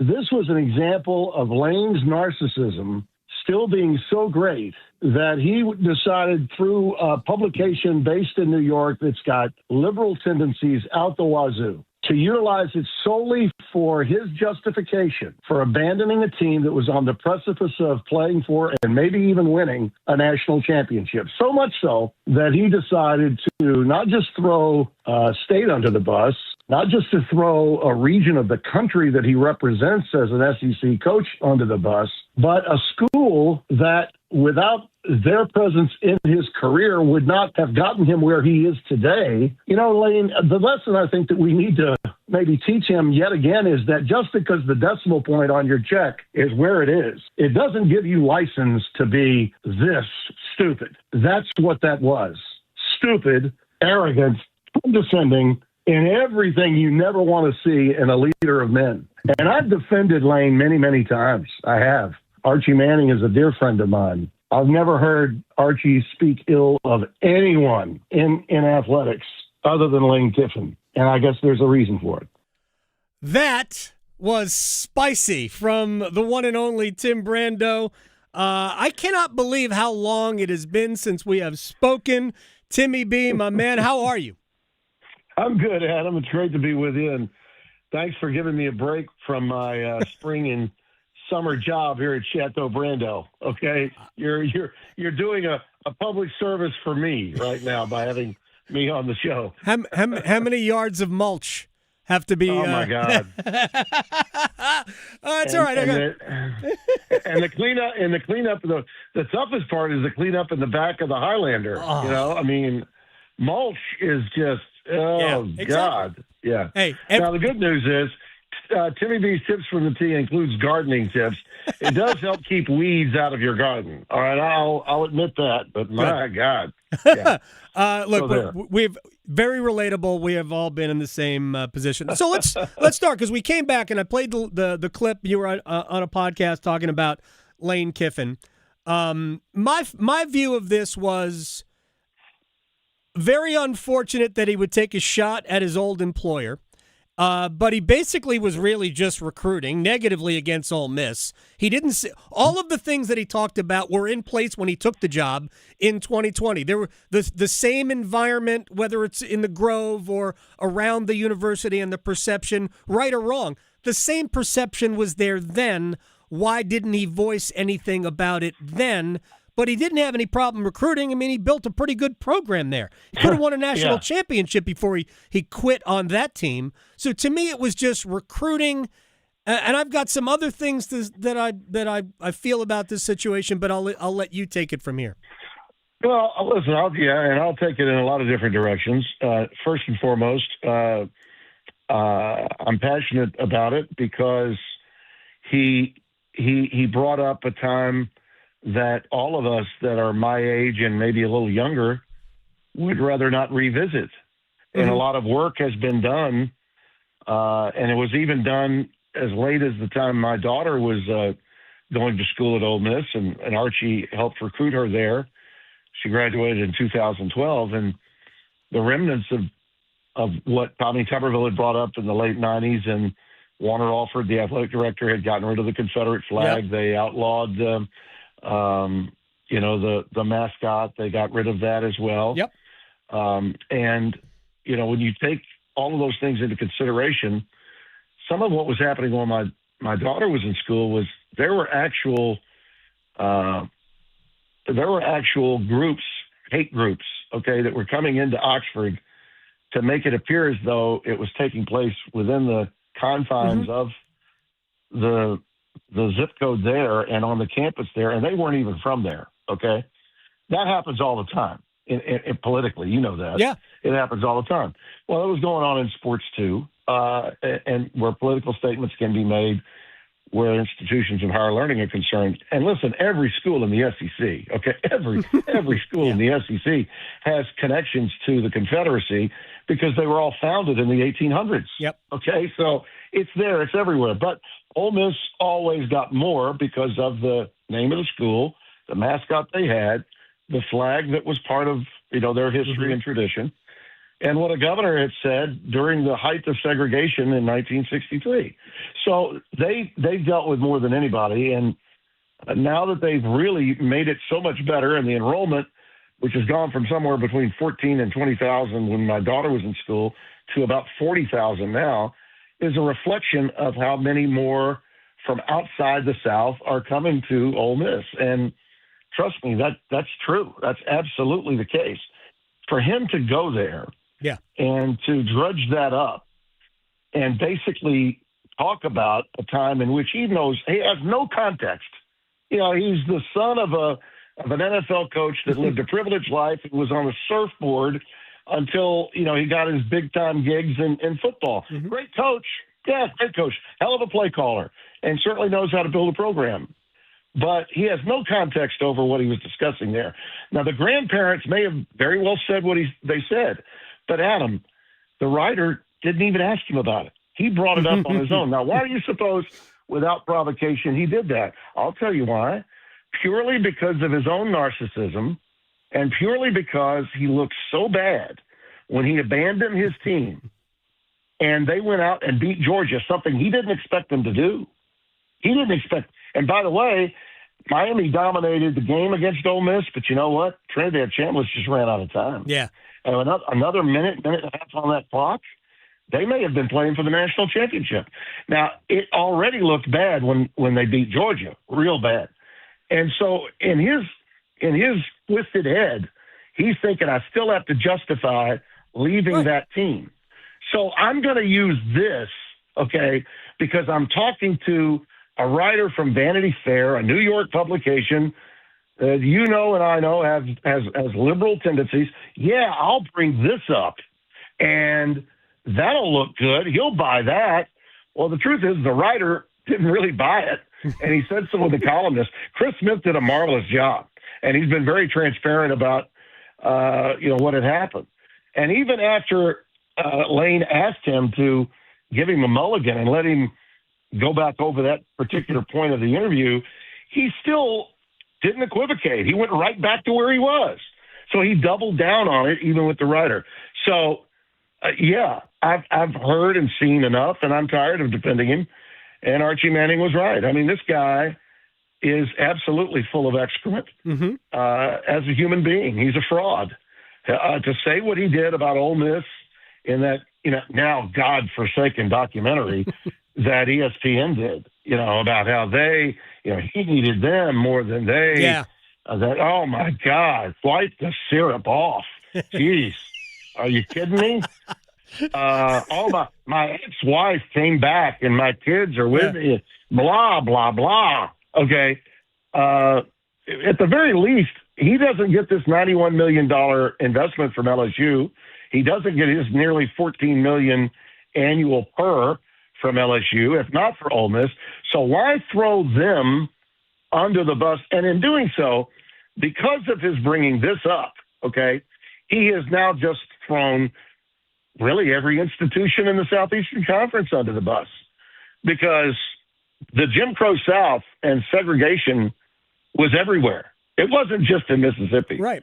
So we need to give him not just a Louisiana history lesson. Does he have any idea where the name Fighting Tigers came from? I can help him there if he'd like my help. Well, I have another thing about where he is now, because he went even further and said that where he is now, there's no segregation. I don't know if there's segregation like on campus or in Oxford either. But here's my question.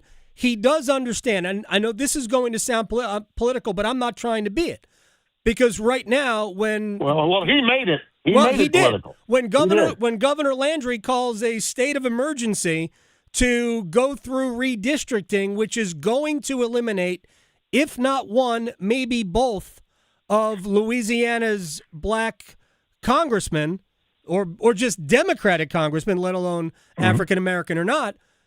I want to know if those same grandparents are cool with that, because I don't think Lane wants to go there.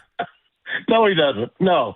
And yet, to your point, my political leanings are different from yours, but the truth is it's going on everywhere, okay?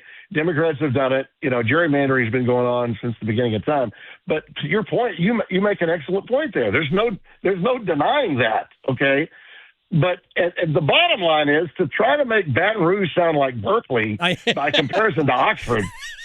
Very good. You gotta be kidding me. Yeah. I mean, you gotta be kidding me. Where would the hate Ashbury be in Baton Rouge? I'm not sure there is one. Tim Brando. You have to go down near the French Quarter, maybe close to the 9th Ward, to find Haight-Ashbury. Very nice. I think I've been there. Tim Brando is joining us here on the Adam Gold Show. Let's talk a little football here. I know you are pro 24-team playoff. I'm pro taking care of what needs to be taken care of for the financial survival of the circumstances that everybody is telling us is unsustainable. And I know it is unsustainable with the $20.5 million rev share nut that all these schools at the FBS level have. And listen, we're not going to, in my opinion, we shouldn't go right to 24. We should go to 16 first. Right. But I think the idea that Petiti has is a very good one. Let's go to 16. Let's get the calendar fixed. And by the time we get the calendar fixed, we can go to 24. And by that point, then we're talking about progress being made.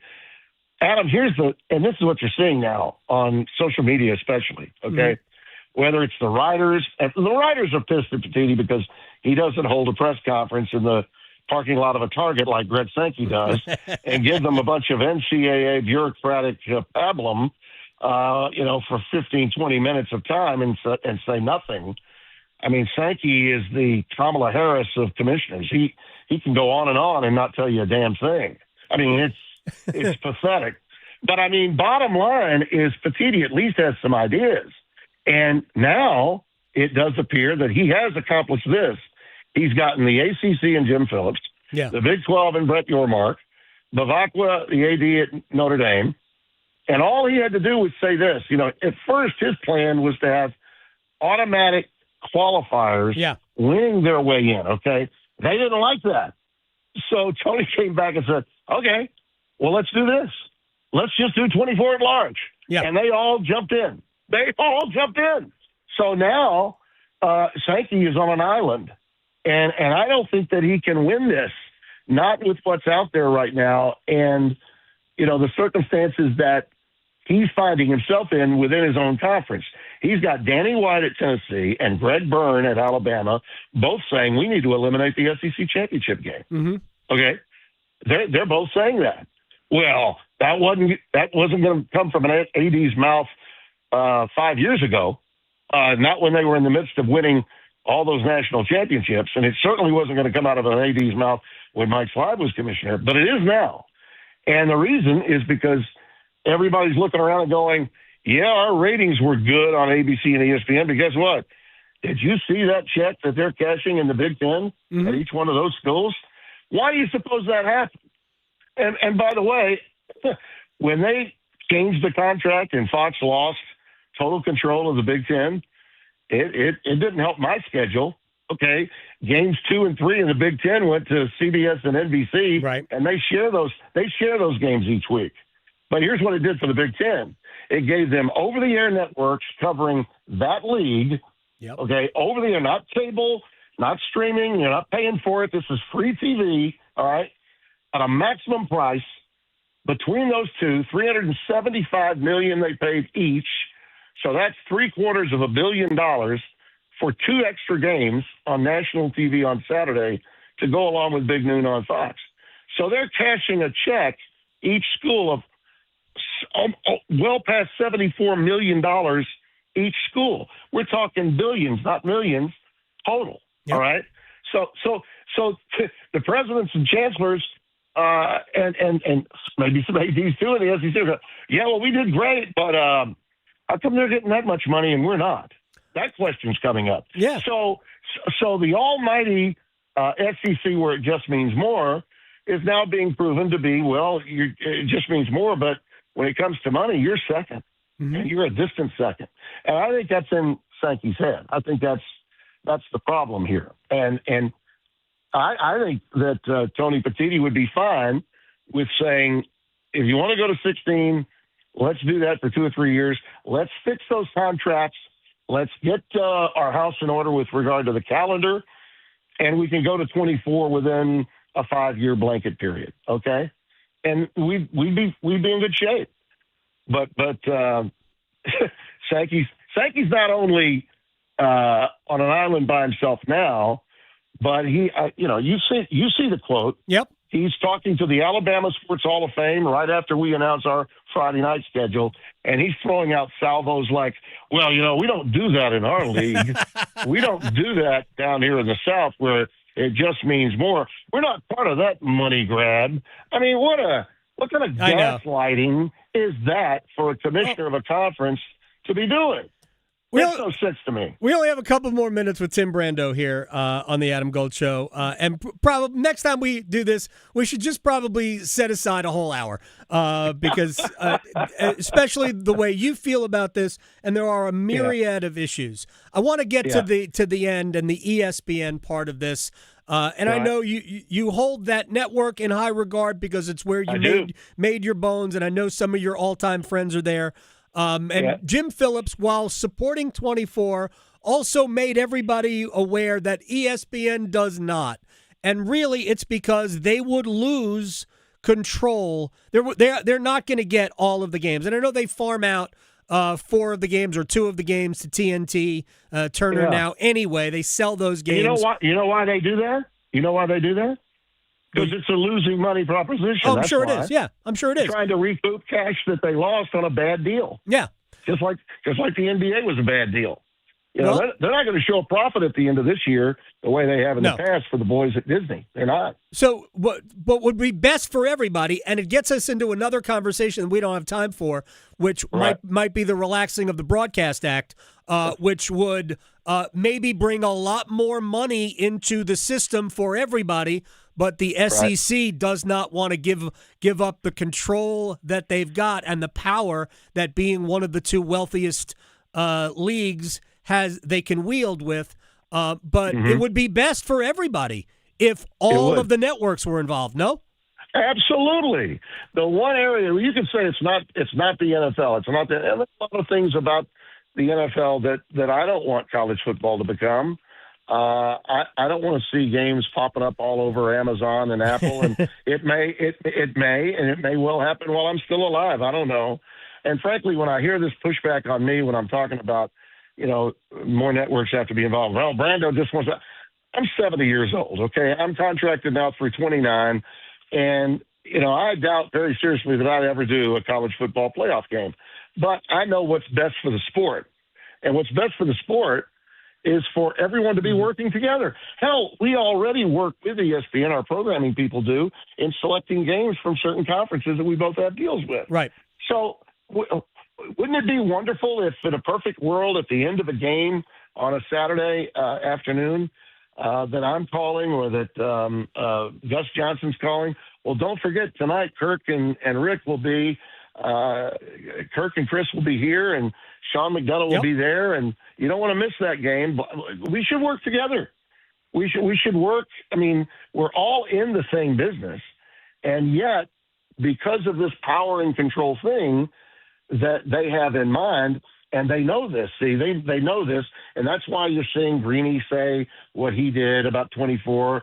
Feinbaum say what it. Reese Davis is saying it now too. They all got their corporate cards, so they can take their families to Disney in the spring and summer. I got it, but they know that the moment we get past 14 teams, they have to write a new contract. That contract doesn't hold up. When you get past 14, then at 16, even at 16. Which Sankey has said he'd be fine with, that means a new contract. So we've already seen, Adam, going from 4 to 12, how much better the regular season was, how many more meaningful games, and how the ratings just went through the roof, okay? Same thing's going to happen when we expand to 16. Same thing's going to happen when we're 24. And these sky is falling guys. This is a disgrace. How could this be happening? It ruins the greatest regular season. My ass. It's been a myth for years. We've had blowout games.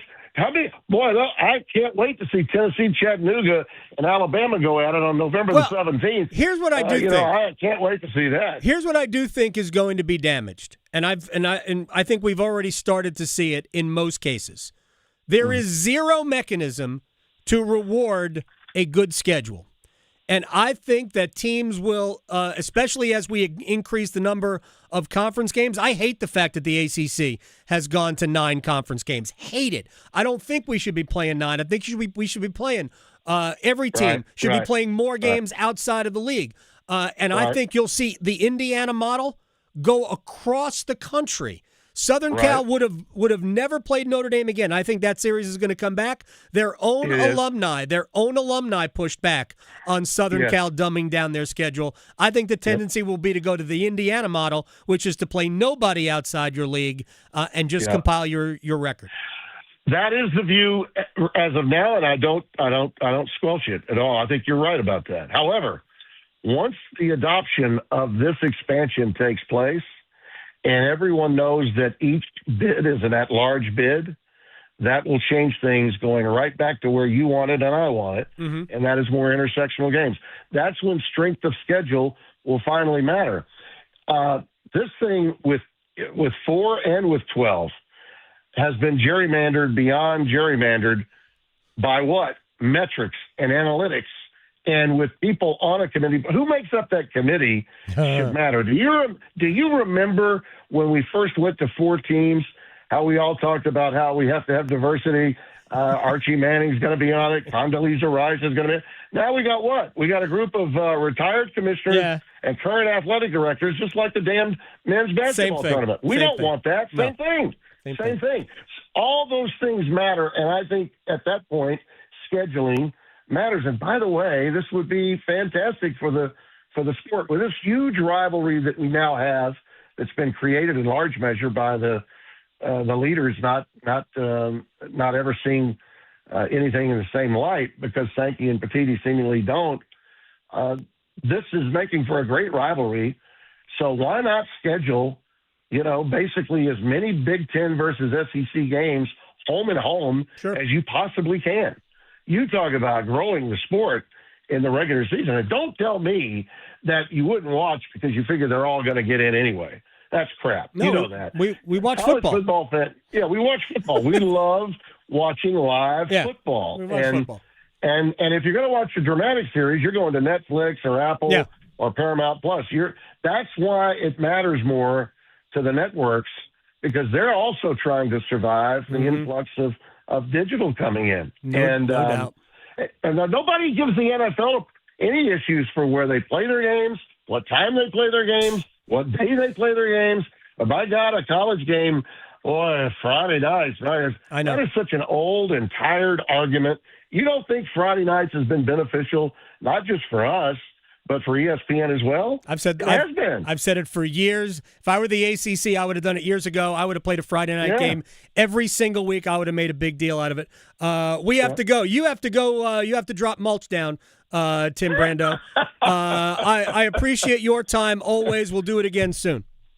You got it, Adam. Anytime, my friend. You got it. Tim Brando here on the Adam Gold Show. I am confident that there has been more mentions of the word gerrymandering in the last 20 minutes than we have heard in the last 5 years. That there will ever be on and maybe again on 99.9 we The can Fan. retire the word. I didn't hate hearing it at any point.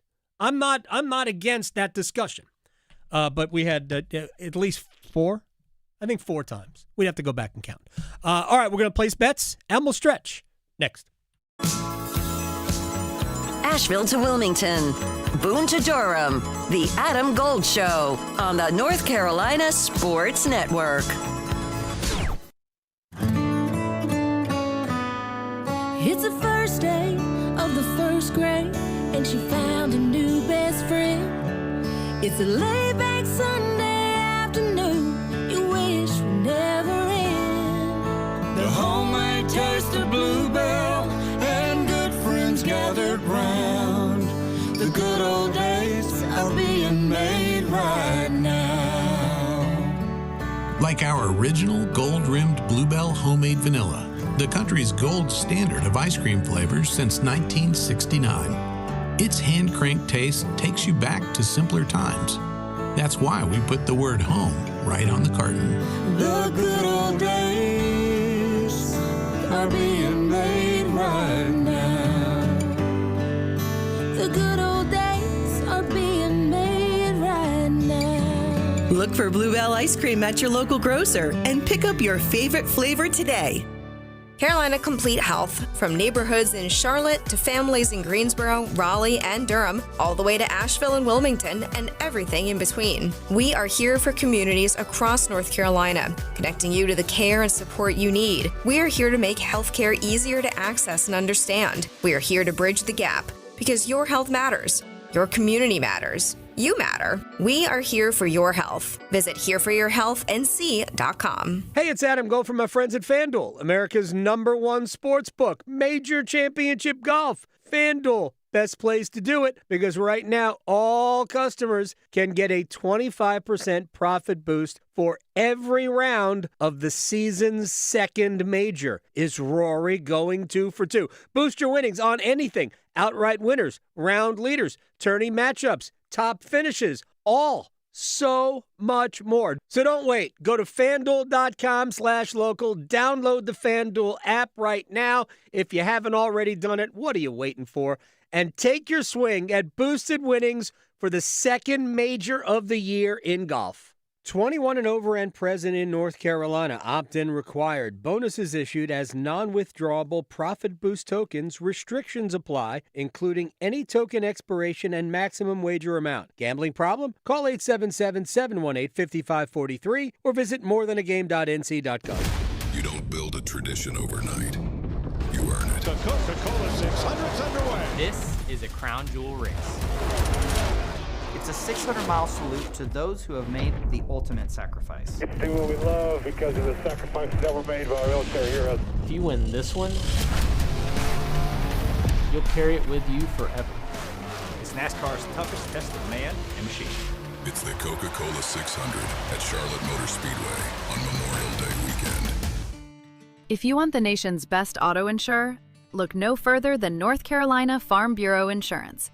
Rated #1 in Crash Network's Insurer Report Card 7 years in a row, we're the only insurer in the nation to receive an A+ rating from auto body shops. Our philosophy is simple: be fair, be quick, be the best. North Carolina Farm Bureau Insurance. Helping you is what we do best. No matter your struggle, you are not alone. The 988 Suicide and Crisis Lifeline is free, private, and always available. If you feel lonely, isolated, anxious, or overwhelmed, help is here all day and night. Call, text, or chat 988 without cost, without judgment, and without waiting for an appointment. You'll get support that can make a difference. Brought to you by the North Carolina Department of Health and Human Services. This is Adam Gold. I told Tim, who does the afternoon show, I said, I'm about to turn this game around. We need Cheez-Its. So I went to go get magical Lucky Cheez-Its, and guess what? Boom. Period 2, tied it up. And then at the end of the game, I still had like 8 Cheez-Its in the cup left, and I said, Lucky Cheez-Its. There you go. The Adam Gold Show.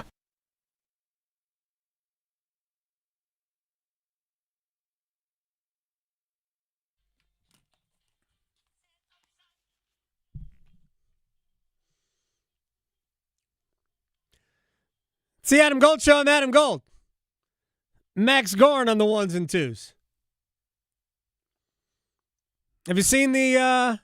We're on 99.9 The Fan, by the way, in Raleigh. Have you seen the video that they cobbled together of us passing the time between Series 2 and Series 3? I don't know if she's. I was actually talking with Ashley, our social media manager, earlier. I don't think she's posted it yet. I believe it is. Oh, really? I just watched it on Twitter. I saw the clip of you. I got an inside look before it was out of you. I didn't see the video until it was released. I saw you discussing the break with the horse. That's Portia. That's one of my wife's horses. Yeah, she was complaining. I'm like, what am I? I mean, I can't ignore it. Yeah. So I mean, we had we had to discuss it. There was so much time to kill. I went to England. And came back, and there's still at least 3 more days, and maybe even more until we play. Tuesday or Thursday, that's when it will begin. Tuesday or Thursday. But yeah, very clever video put together. And I mean, I hate arguing with the horse. I hate it. But last year doesn't matter. 3 years ago doesn't matter. So stop. All right, it's time to stretch.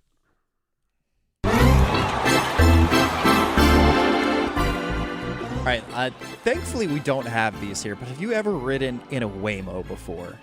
No, but I've been in places where there are Waymos, and frankly, I don't think I would ever get in one. Yeah, I'm not too keen on hopping in one either, because, and this is a reason why, because sometimes you don't really know what they're going to do. Right. Well, this neighborhood in Atlanta is getting invaded by empty Waymos with no passengers. What? So they are just driving through this neighborhood with nobody in them, not on a ride, not to pick anybody up. Waymos are invading this northwest Atlanta neighborhood. Residents say the cars end up circling their cul-de-sac for hours. On a dead-end street, Waymo after Waymo drive on early in the morning. They're infested. A neighbor said, I think yesterday morning we had 50 cars that came through between 6 and 7 in the morning. Residents on Battleview Drive said they started seeing the autonomous driverless cars about 2 months ago, but the groups just circling in and out only started the last couple of weeks.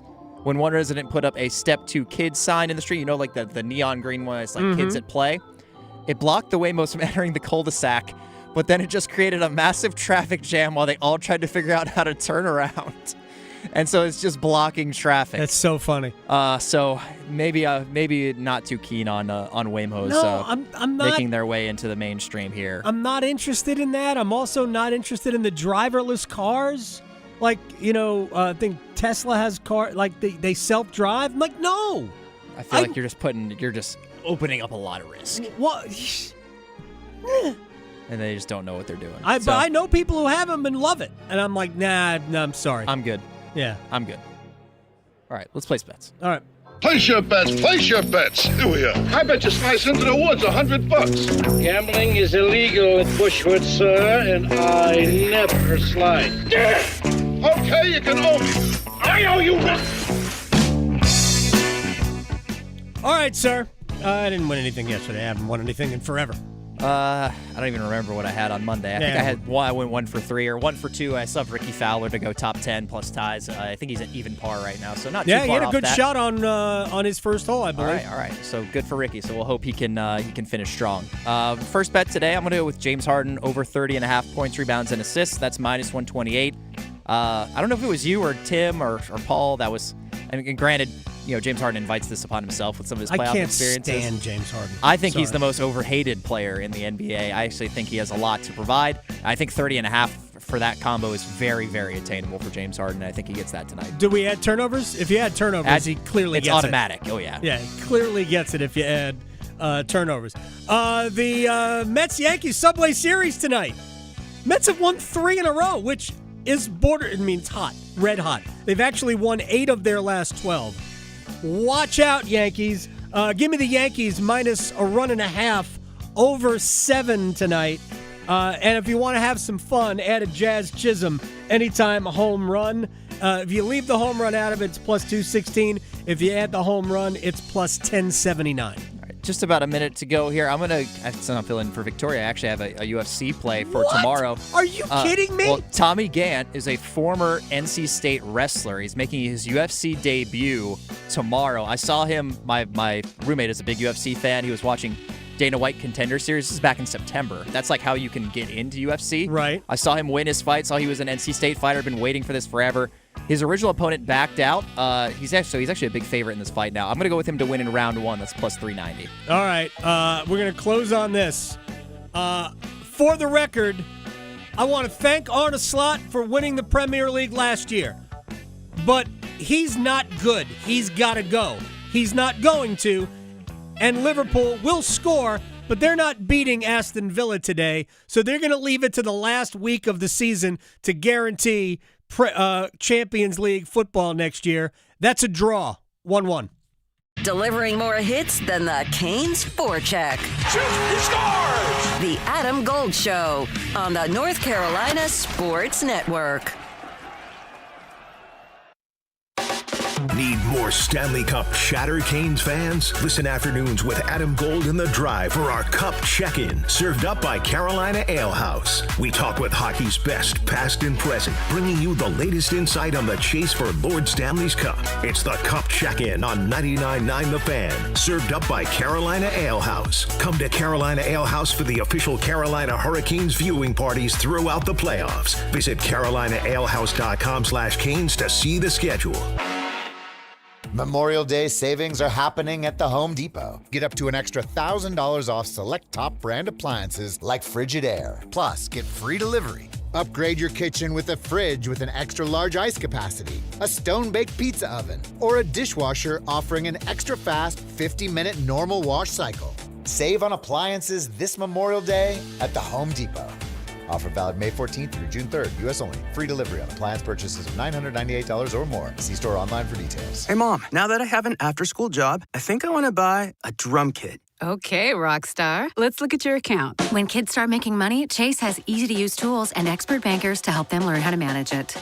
And next month, I'll buy the bass drum and the cymbals. Oh, and maybe some noise-canceling headphones for you. Aw, you've thought of everything. Help kids save, budget, and build financial independence, all with Chase. That's good for kids and good for parents. Visit your local Chase branch and get started. Account subject to approval. JP Morgan Chase Bank, N.A. member FDIC. I know that hiring can be challenging. You need someone to match your role perfectly.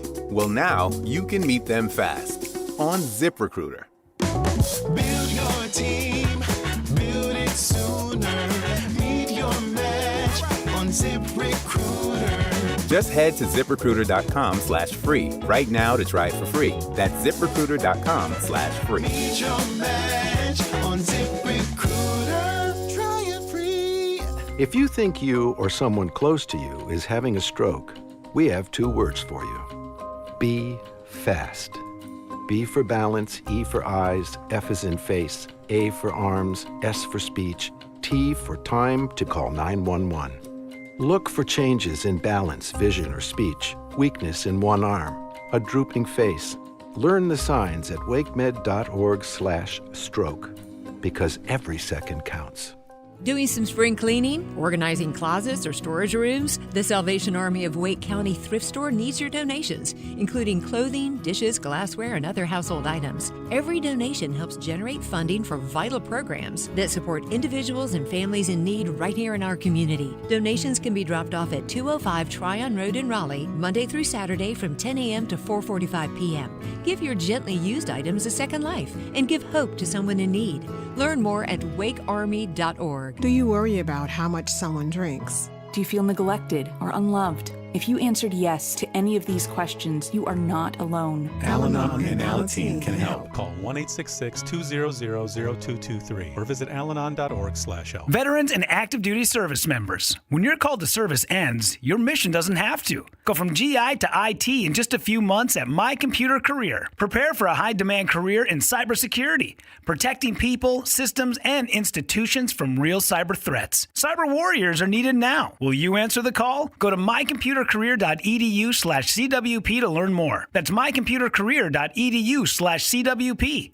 an Elite CompTIA certification partner. VA education benefits are available to those who qualify. I'm attorney Brian Ritchie. Big truck accidents can cause life-changing injuries, and life-changing injuries deserve life-changing money. I know big truck wrecks, and I know how to fight those big insurance companies. If you've been hurt by a big truck, contact us at ritchielaw.com. I'm on top of it. Broadcasting live from the Eagle Leasing Storage Studio, WCMC HD1 Holly Springs, 99.9 The Fan, the Triangle Sports leader. I don't want to just field the team I want to build a program, and so, starting out was character, right? Wanted guys of high character, guys that wanted to be at NC State, that respected the program, respected the brand, right? So high character young men. Wanted to find guys that come from winning situations to understand what winning is all about, right? And understand, like, it's just not showing up on the day of the game and, man, I hope we win, but all the work that goes into it that starts in the summertime.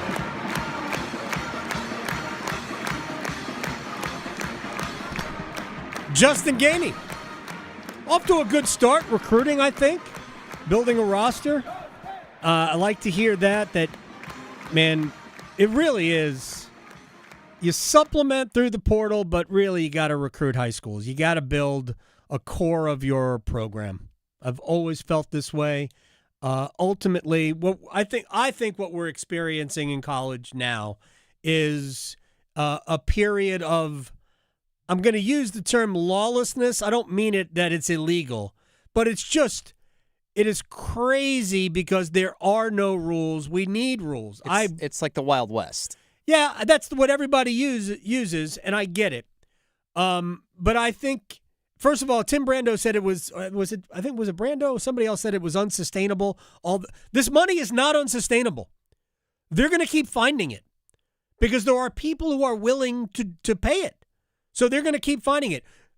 Like, does every school have a Cody Campbell who's a billionaire who is willing to say, I mean, I've got billions, so who cares if I'm giving $40 million so Texas Tech can put together a great football team? Who cares? I'm not going to feel $40 million. Not to mention, it makes me, I don't own an NFL team, but I kind of feel like I own a college team. So the system is not unsustainable. It is maybe in some places, but if you've got a wealthy benefactor, it ain't unsustainable. So we have to ignore that stuff because it is very sustainable. But what we don't really have is an idea of, like, the rules of engagement. And this is not about when Nick Saban goes on his, well, it's no fair that this school pays $40 million and this school pays $5 million. First of all, the school that's paying $5 million for their roster is clearly not trying to compete. I mean, in today's world of college football, you don't have to spend $40 million, but you can't spend $5 million. And if that's what you're doing, you're not trying to compete, which is fair. You don't have to. Not everybody's going to win. But if we're talking about in the $20 million range, which would put you on the fringe of being really competitive at the top, then there's a lot of schools doing that. And Nick longs for the days where Alabama had all of the advantages legally because they could have 30 different coaches. I'm sorry, analysts. They weren't all coaches. Analysts. And they had other advantages, and they could stack their roster, and they could have like 9 NFL wide receivers, whereas today, all those guys want to play, and if they can't play at Alabama because there's 4 NFL wide receivers ahead of them, they'll go play at, I don't know, Texas or Arizona State. So the talent is being spread out now. And all the schools that have at least somebody they can tap into for money, all those schools are now competing. That seems okay to me. But what we do need to know is some rules. But those rules are not coming from Congress. Stop that. That's not happening. The rules that we'll get will be when the schools all understand that the only way to get rules is to bargain with the athletes. We'll see how long they hold off on doing that. All right, the roundtable coming up in about 10 or so minutes. Right now, Wall of Sound. The Wall of Sound is a function of this studio. There's no doubt about it. All right. We found out that Carolina will start either Tuesday or Thursday of next week, depending on what happens with Buffalo and Montreal, how long the series goes. If Montreal wins tomorrow, that series ends. Carolina will host the Canadiens in games 1 and 2, Tuesday and Thursday. If Buffalo forces a Game 7 back in Buffalo, Carolina won't start until Thursday against whoever.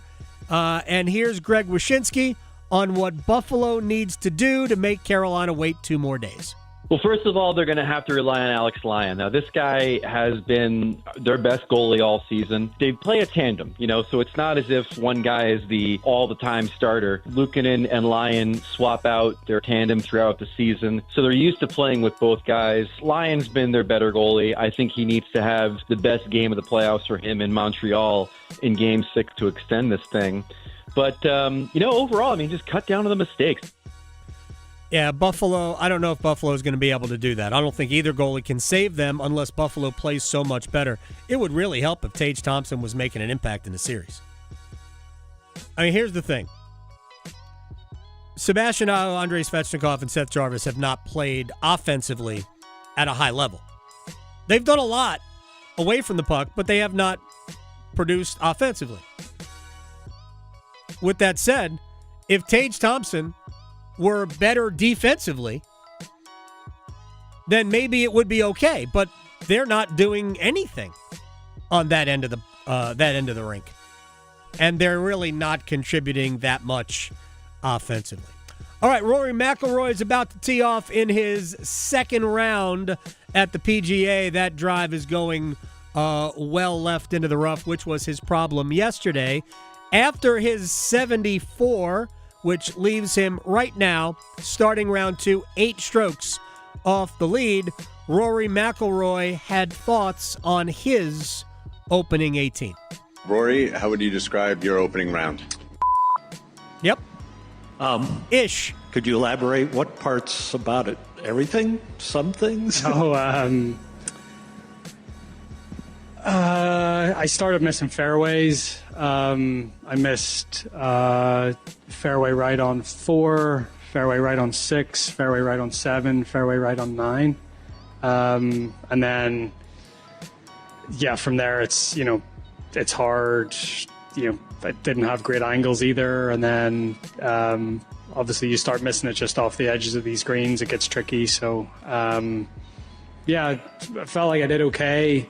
Made that birdie on 5 to get back to even par after the soft bogey on 4, and then I just got on that bogey train at the end. That is disappointing. golf is always going to be a game of adjustments throughout a round. Does that make it even more frustrating when you can't quite? Yeah, I'm just not driving the ball well enough. I mean, it's been a problem all year for the most part. Yeah, I've sort of got like I miss it right, and then I want to try to correct it, and then I'll overdo it and I'll miss it left, and it's a little bit of back and forth that way. So that's pretty frustrating, especially when, I pride myself on driving the ball well. So yeah, I just need to try to figure it out. I honestly thought I'd figured it out coming in here. I hit it well on Sunday, Quill Hollow, and then hit it good at home Monday, and then even obviously I had to curtail the practice run Tuesday, but hit it decent yesterday. So, but yeah, just sort of once I get under the gun, it just seems like I just, it starts to go a little bit wayward on me. Don't you love when the reporter tells you, yeah, that is disappointing. I mean, if he could have saved himself with the putter yesterday, but you're not expecting to make 10, 15 footers for par. Yeah. But that's basically what he had on the last 4 holes. He didn't make any of them. If you roll in 2 of them, which again, you're not necessarily expecting, but he's certainly good enough to do that, then, 2 over par doesn't seem as bad. But yeah, and he missed the fairway on 1, so that's essentially his issue. Scotty Scheffler, who dropped back down to 1 under par, so he's 2 over for the day. On Philly fans. I got chirped a lot more than I expected for being a Cowboys fan, but it was all in good fun. I got a kick out of it. The fans were quite funny today, and yeah, Philly is definitely a sports town. Like, the crowd had some great energy today. There's some really cool spots on the golf course where you can kind of get punch bowl type of feel, and the crowd can get loud. Like, I hold a nice putt on 7, and it was really loud, and then another nice par putt on 8, and that was really loud. And so the crowd had a ton of energy, and it was a lot of fun to play in front of them today. Yeah, they were. There were a lot of Eagles fans in Philadelphia. This just in, and he's a known Cowboys fan, which is fine. I think it's going to be a great atmosphere. Should be a good weekend for the PGA Championship. When we come back in the Roundtable, old friends Brett Friedlander and Pat Welter will join us. Talk a little Canes, talk a little 24 team, talk a little ACC stuff with them next. Because your fantasy football team needs all the help it can get, the Adam Gold Show on the North Carolina Sports Network.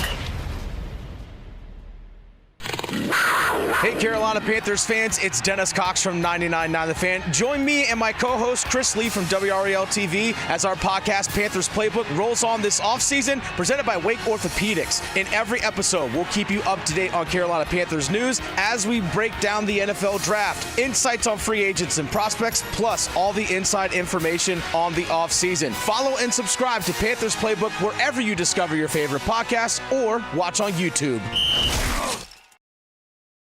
The weekend is right around the corner. The weather should be great, so it's time to start planning an adventure. I'm Victoria Vodnecker here for Law Tigers, and this weekend I'm heading off to Boone, one of my favorite places to be, especially when I'm trying to get some motorcycle therapy in. And we're definitely approaching that time of the year where more riders will be out and about, so there's usually a checklist to run down before heading out, like checking your tires' air pressure, making sure all your fluids are good, grabbing your rain gear in case of a pop-up shower. These are all important things to keep in mind as a rider, but the what-ifs in case you're involved in an accident on your motorcycle is also a good idea to be prepared for. This is where Law Tigers comes in. At Law Tigers, they understand what it's like to be in a wreck on your bike and the hurdles you may have to go through because they're riders too. So call 1-800-LAW-TIGERS, North Carolina's motorcycle lawyers. Law Tigers is a network of independent law firms who are members of the American Association of Motorcycle Injury Lawyers. Law Tigers is not a law firm.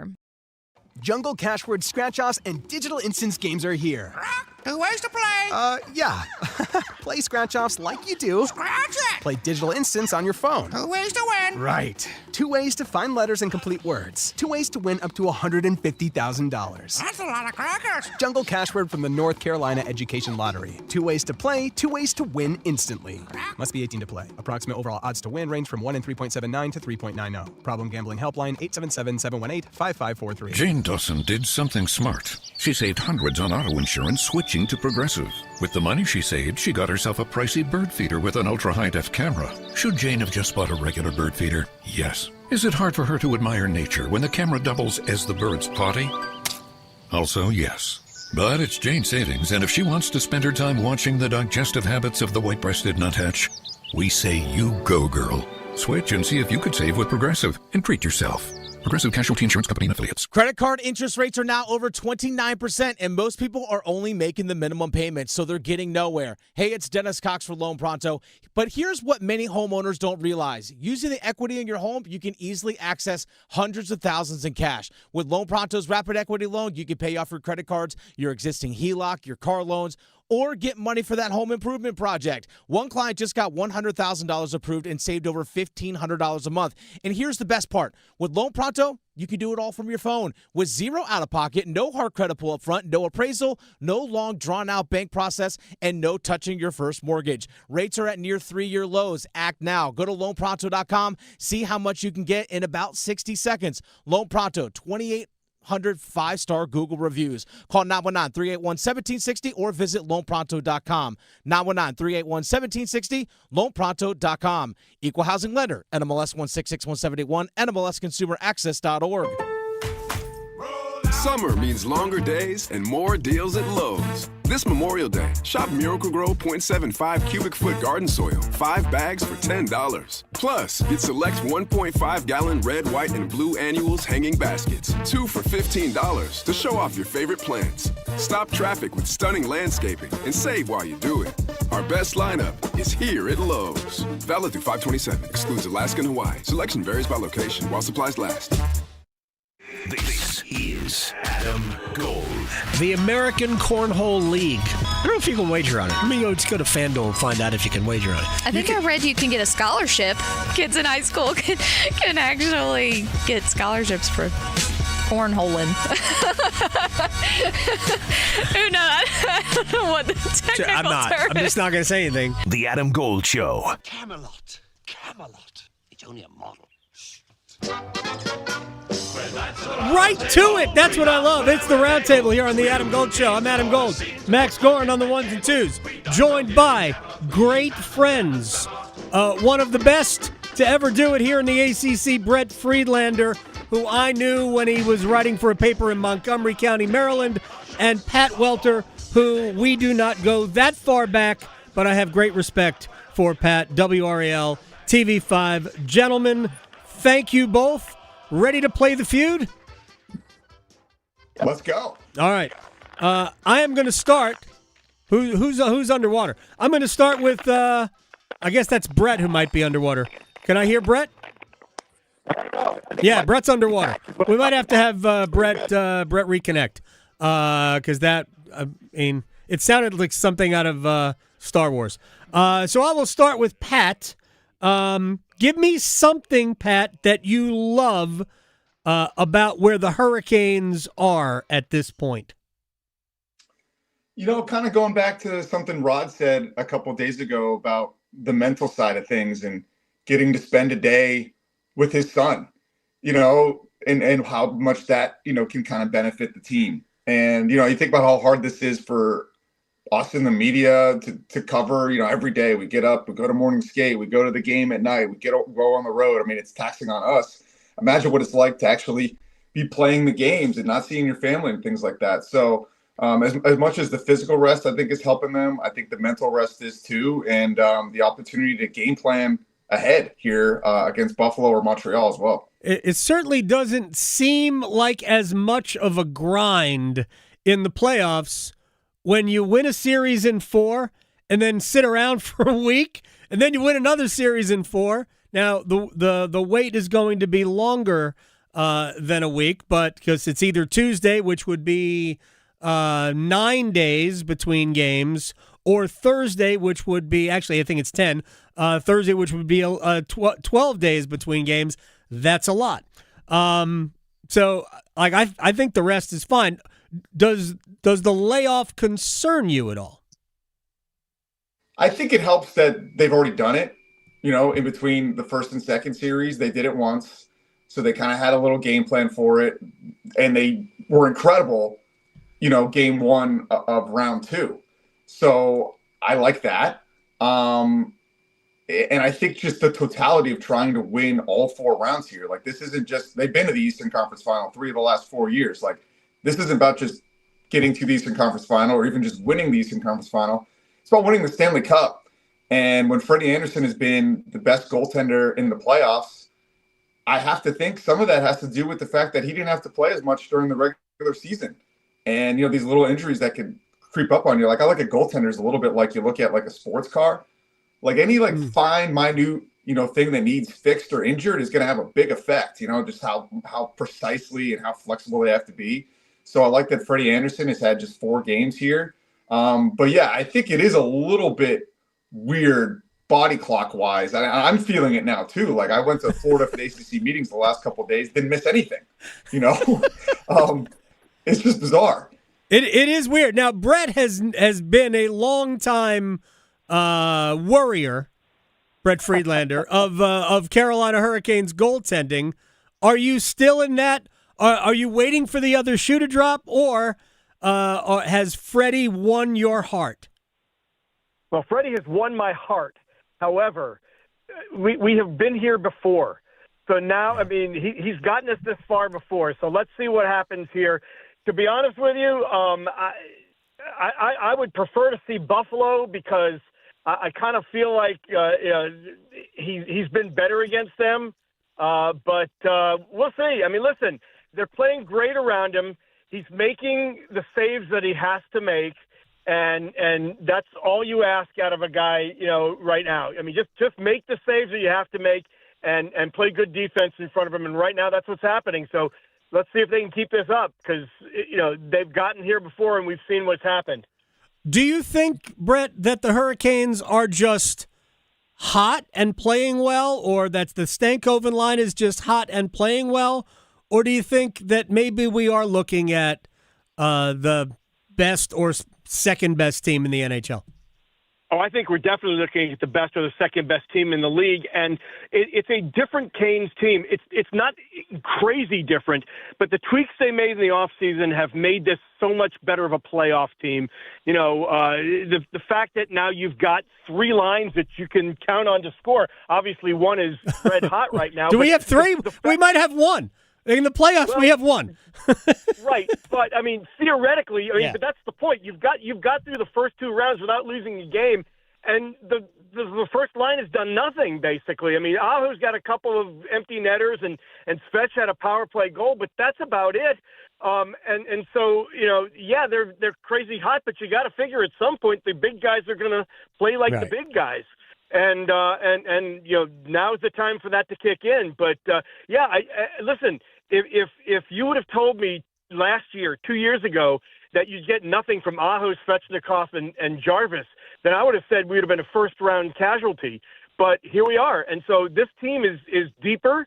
It's built, I think, to withstand guys not playing, up to their usual standards. And so that's why I think that this time there's a much better shot at them getting through to the finals, and then you play Colorado, and it's anybody's guess. Here's my read on this, and I cover this team, and I think about them every single day, and have since the beginning of September. But I thought months ago that this team was different, and that they're better offensively throughout the lineup. When Nick Ehlers accepted and excelled and created a dangerous scoring line when he was paired with Stahl and Martinook, that's when in my brain I'm like, oh, for the first time in Rod Brindamore's tenure, the Hurricanes have 3 lines that can score. Right? They don't have to score a ton, but they have 3 scoring lines for the first time ever. And now in the playoffs, we're seeing in my opinion, in terms of ice time, that's the third line, Stankoven, Hall, and Blake. And I've always thought that, at least with Carolina, that their advantage would be, could their third line take advantage of the matchups? It hasn't until this year.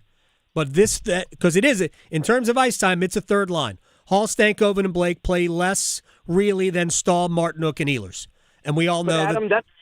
Go ahead. That's such a great combination, though, because you have two young guys who are really starting to come into their own, and you put them with a veteran who's been an MVP, who has also accepted a different role and has elevated those two guys' game. And then you put Ehlers with Stahl, and what's the result?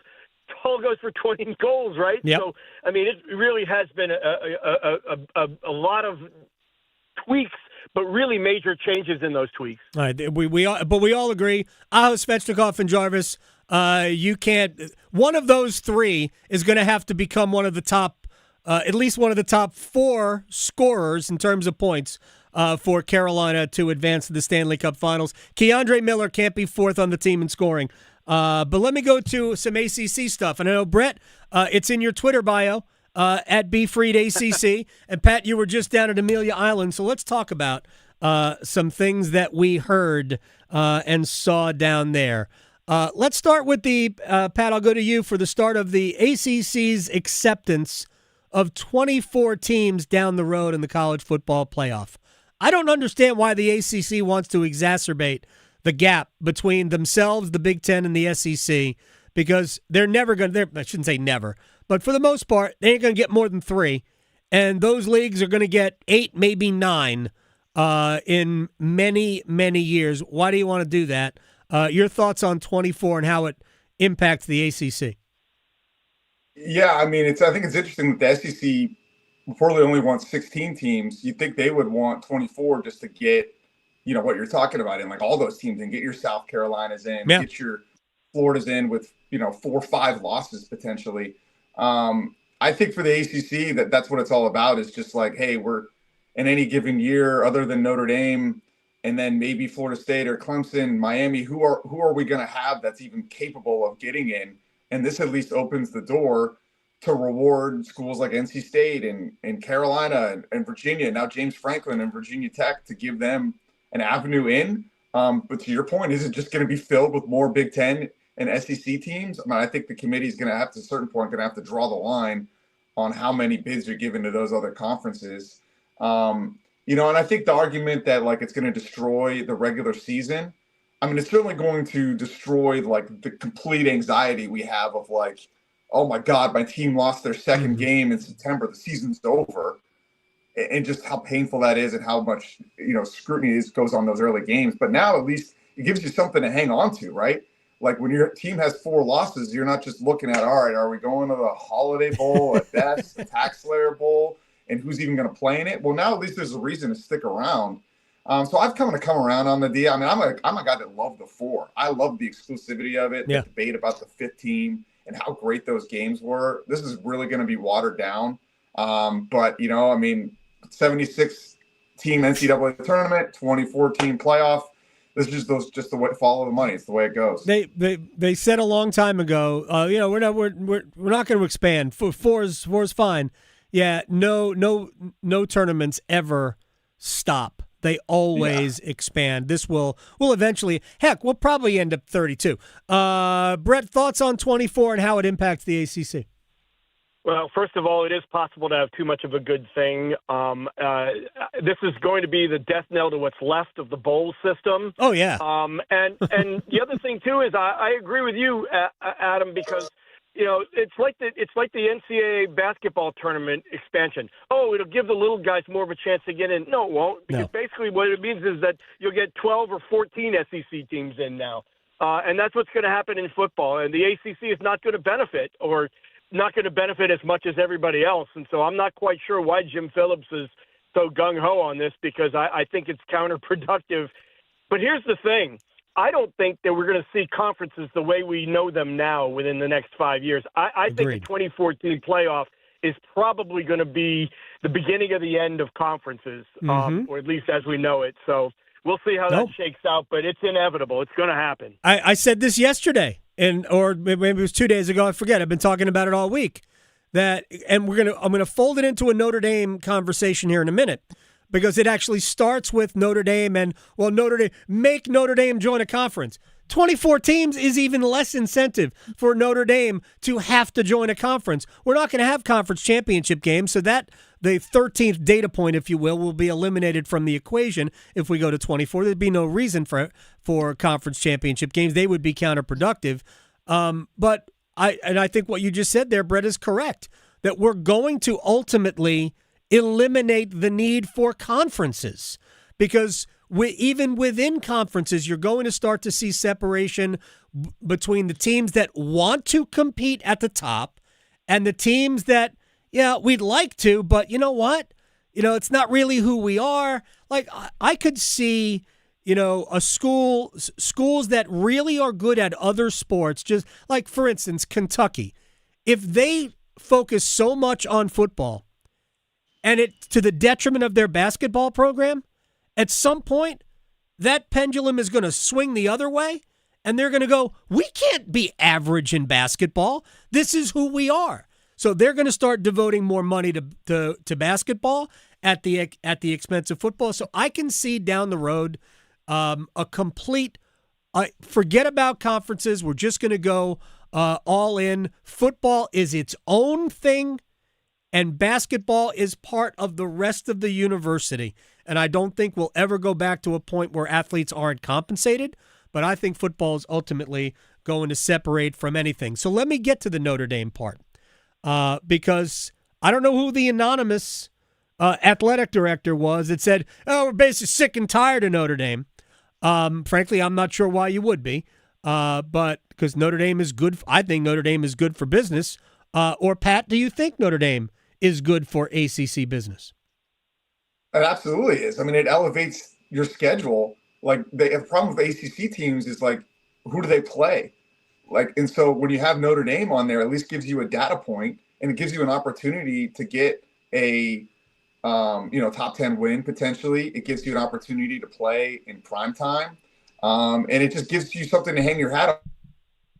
Oh, we lost Pat temporarily. Brett Friedlander, pick that up. Are you pro or anti Notre Dame? Oh, I am very pro Notre Dame, because, the revenue gap between the ACC, the Big Ten, and the SEC, do you think it's big now? Well, take Notre Dame out of the equation and see how much larger it gets. Financially, it above everything else, it elevates the ACC, because the contract went up exponentially when they became part of it. Here's the thing about it, and I've said this for a long time. There have been a lot of people who hate the fact that Notre Dame has a vote in ACC matters. They are for every sport other than football. They are an ACC member. But I do think that because of the way the wind is blowing with football, that it's less of a necessity for the league than it was. I still think it's a net positive for the league, but I don't think it's as much of a, to me, absolute slam dunk. You want them involved. You mentioned bowl games, I think, and Pat is back, so I'll fold this back to you. I just think that Notre Dame initially, to me, I thought the ACC actually got more out of it than Notre Dame did. Now I think it's probably an even split, but it doesn't necessarily. But it's trending in the other direction as it becomes less and less of a necessity to have that, because everything is going to end as we know it in a few years anyway. So Pat, wherever you were, pick up. Yeah, no, thank you. I think, the frustration with Notre Dame is just that they can do whatever they want, right? And then they get, in this year's college football playoff, they somehow negotiated like a guaranteed spot if they're in the top 12 of the rankings. Sure. And I understand why that's frustrating to other schools, but to your other point earlier, like, everything is going a la carte. Like, Notre Dame has kind of, laid that foundation, like the example of it. Like, they do their whole thing a la carte. They schedule as they want. Yep. They pick and choose how they are in the ACC. And now you have Duke going out, on their own and scheduling this basketball deal with Amazon. And that reminds me a lot of Notre Dame. And I think Duke looks at Notre Dame as like the model that they could be, because they're like, well, yeah, we're in this conference. We're not truly a football school, but we are an elite basketball brand. And like in the future of conference realignment, they might look at it and be like, well, are we going to get to the SEC? Are we going to get to the Big Ten? Well, maybe it doesn't matter if our basketball program can be this elite thing that is just so marketable.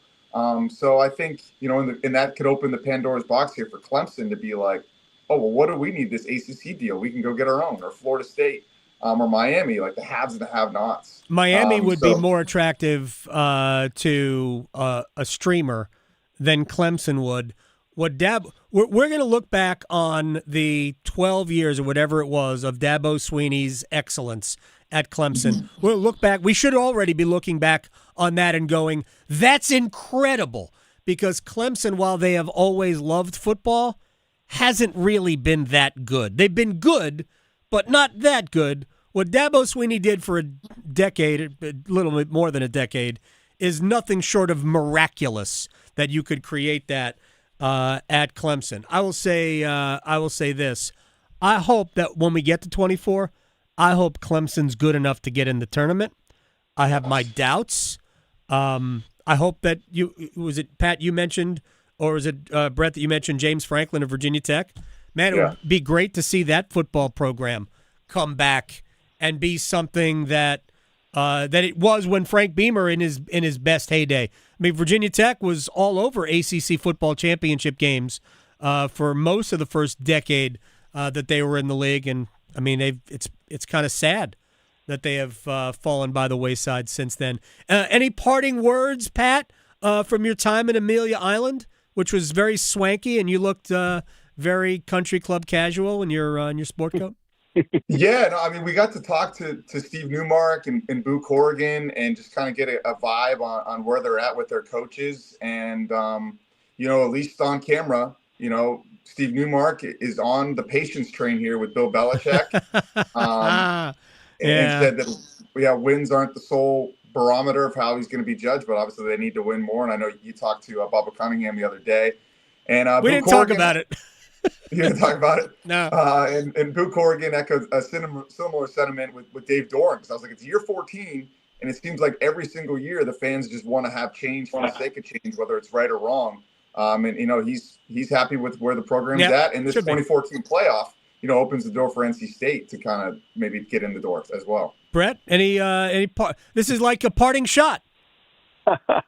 No, but Pat's mention of Dave Doran reminded me of something my son, who's an NC State graduate, said after the whole Will Wade situation came down. He said, after what Will Wade did, I'll never speak another bad word about Dave Doran, because at least he's loyal. He is loyal, and the program is in great shape. The wish for Dave Doran and that program is that they just maximized a season. Maximize the season, you have a chance. Especially now when we're headed towards 24. I think Dave's a stand-up guy, and I kind of dig him. So I hope things work out there, continue to work out long-term. Pat Welter, Brett Friedlander, the Roundtable, thank you guys very much for playing our game. Copy of the home game for both of you on the way out. We don't have home games anymore. All right, gentlemen, thank you so much. When we come back, the Preakness without the Kentucky Derby winner. Why have it? Dick Jerardi will help sort things through with us next. Questioning goalie interference calls since day one. The Adam Gold Show on the North Carolina Sports Network. Distracted driving kills. Every glance away from the road puts lives at risk. Eating and drinking, texting, changing the music, or checking your phone. It can all wait. Behind the wheel, your only job is to drive. Buckle up, stay focused, keep your eyes on the road and your hands on the wheel. Protect yourself, your passengers, and everyone around you. Every seat, every time. This message is brought to you by the Governor's Highway Safety Program and the North Carolina High School Athletic Association. You don't build a tradition overnight. You earn it. The Coca-Cola 600's underway. This is a crown jewel race. It's a 600-mile salute to those who have made the ultimate sacrifice. It's do what we love because of the sacrifices that were made by our military heroes. If you win this one, you'll carry it with you forever. It's NASCAR's toughest test of man and machine. It's the Coca-Cola 600 at Charlotte Motor Speedway on Memorial Day weekend.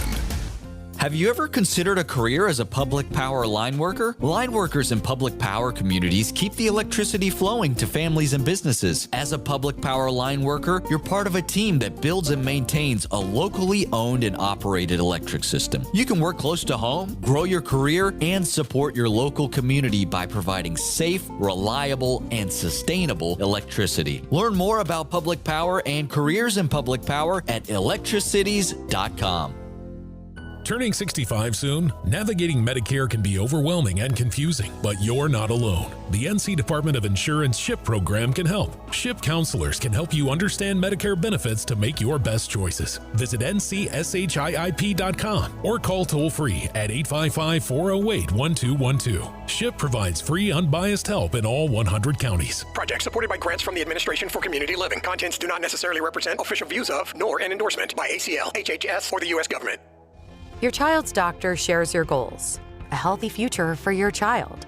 Doctors recommend vaccines throughout childhood because they protect what matters most, your child's future from preventable disease and serious illness. Discuss any questions you have and check that your child is up to date and talk about any concerns.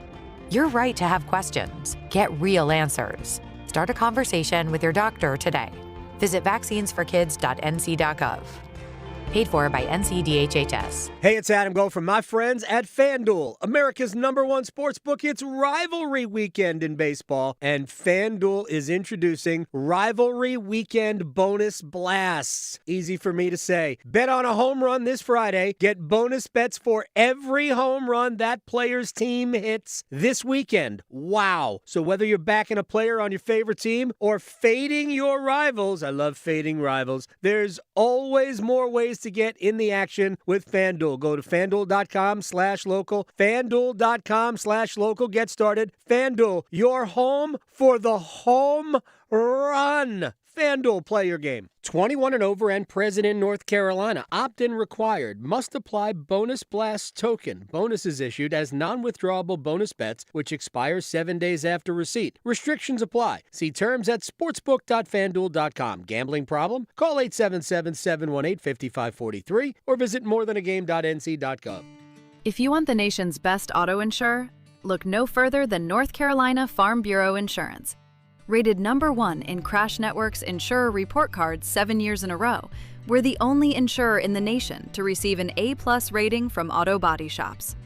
Our philosophy is simple: be fair, be quick, be the best. North Carolina Farm Bureau Insurance. Helping you is what we do best. This is Adam Gold. I told Tim, who does the afternoon show, I said, I'm about to turn this game around. We need Cheez-Its. So I went to go get magical Lucky Cheez-Its, and guess what? Boom. Period 2, tied it up. And then at the end of the game, I still had like 8 Cheez-Its in the cup left, and I said, Lucky Cheez-Its. There you go. The Adam Gold Show.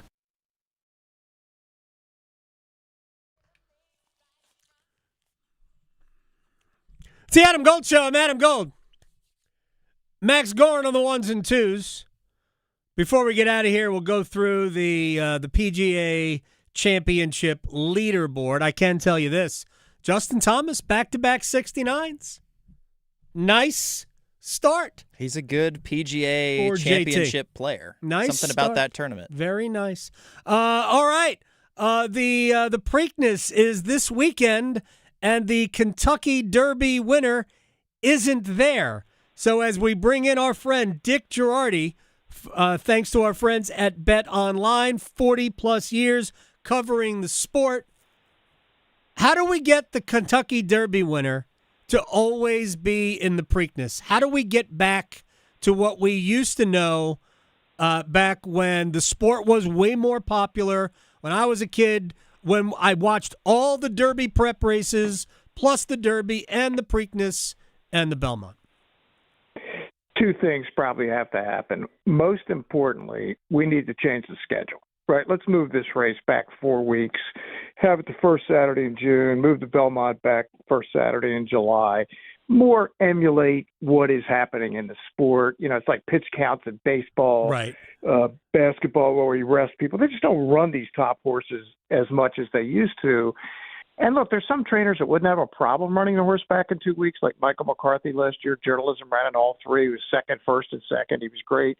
But the majority of the top trainers with the best horses, in other words, the guys that are likely to win the Derby, that would include Cherie DeVaux, who won it this year, they just don't do it. So I think we need to change the schedule and preferably both, put in some incentive to run on all three, right? I mean, the horse that has the best total finishes gets like $1 million bonus, whatever that number is. They actually used to have that back in the day. Visa was a sponsor. Mm-hmm. It was $5 million for any horse that could win the Triple Crown. Of course, none ever did while they were sponsoring it. We went 37 years between Triple Crowns. And they also had this bonus for horses that it was a points thing. First was 10 points, second was, whatever it was. And that gives you an incentive to run on all three, too. So I think a combination of those two things, get a sponsor back for the Triple Crown, most important thing in the sport, and spread these races out a little bit, and then I think we can get it back to what it was. How about a head start? Yeah, there's that. Always helpful. Let us start give them a running start.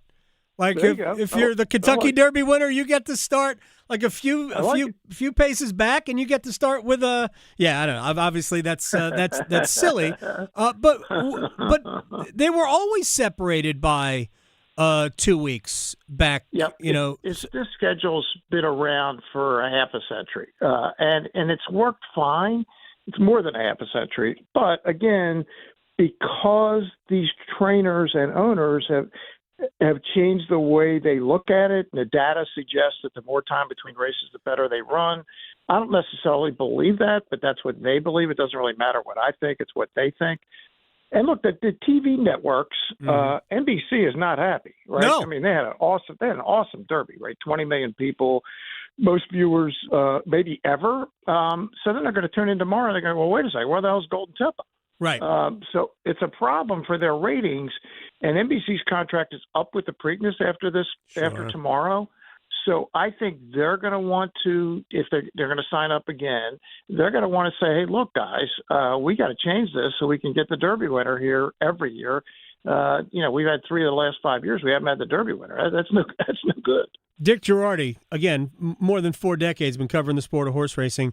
Now, is there one entity that would handle the schedule, does this have to be a meeting of the minds at Churchill Downs, at Pimlico, at Belmont Park?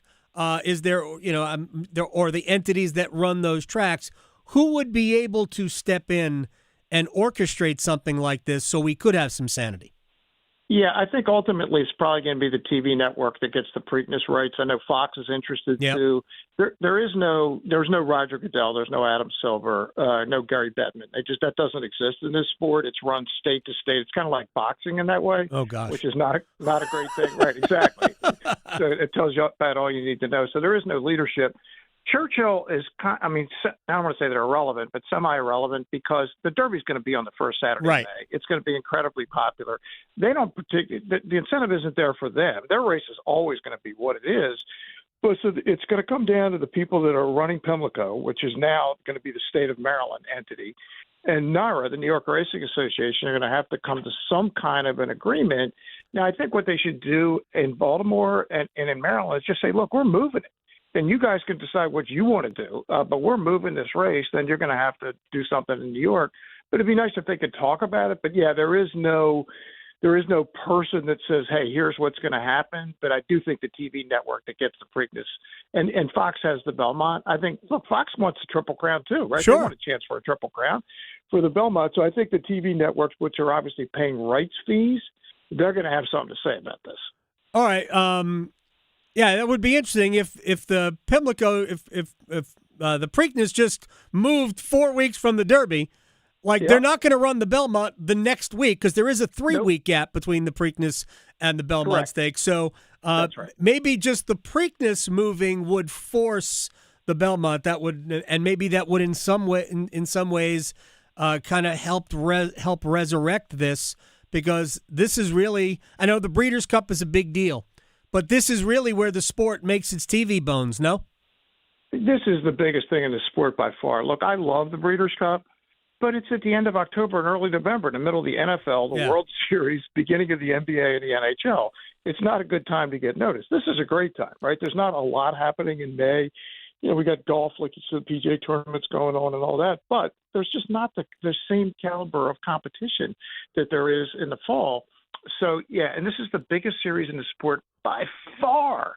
I mean, they'll handle over $100 million tomorrow on Preakness Day, even without the Derby winner.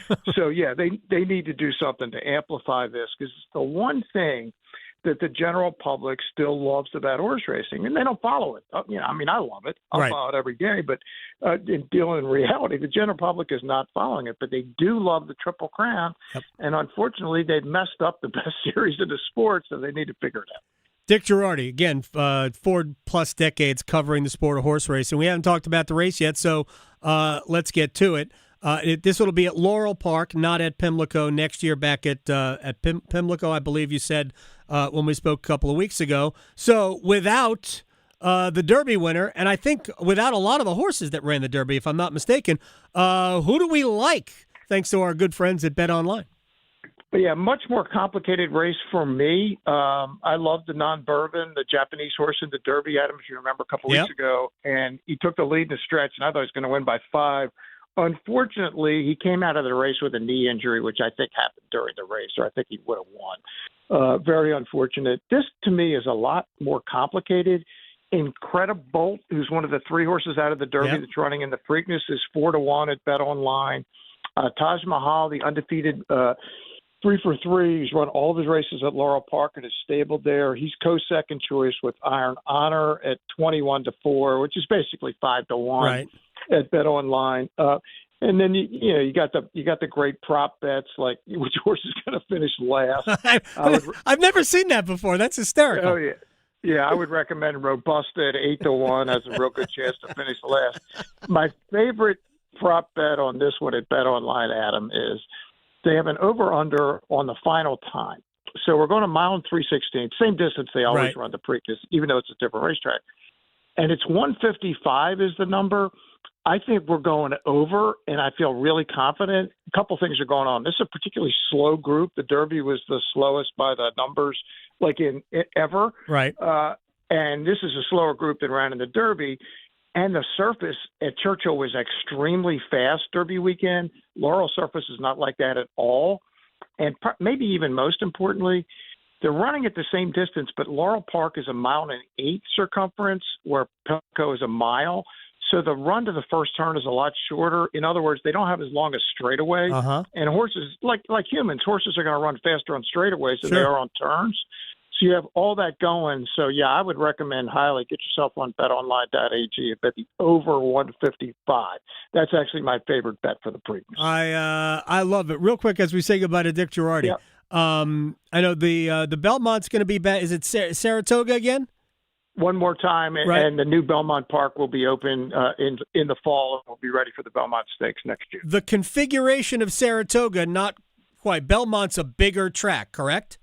Correct. Belmont's 1.5 miles in circumference. Saratoga's 1.8 miles, just like Laurel. All right, so it would be the same thing going forward whenever we run the Belmont, that track is a little tighter, and so the time might be a little bit slower. So they actually run the Belmont at 1.25 miles. They can't run 1.5 mile race at Saratoga. You'd have to start on the turn.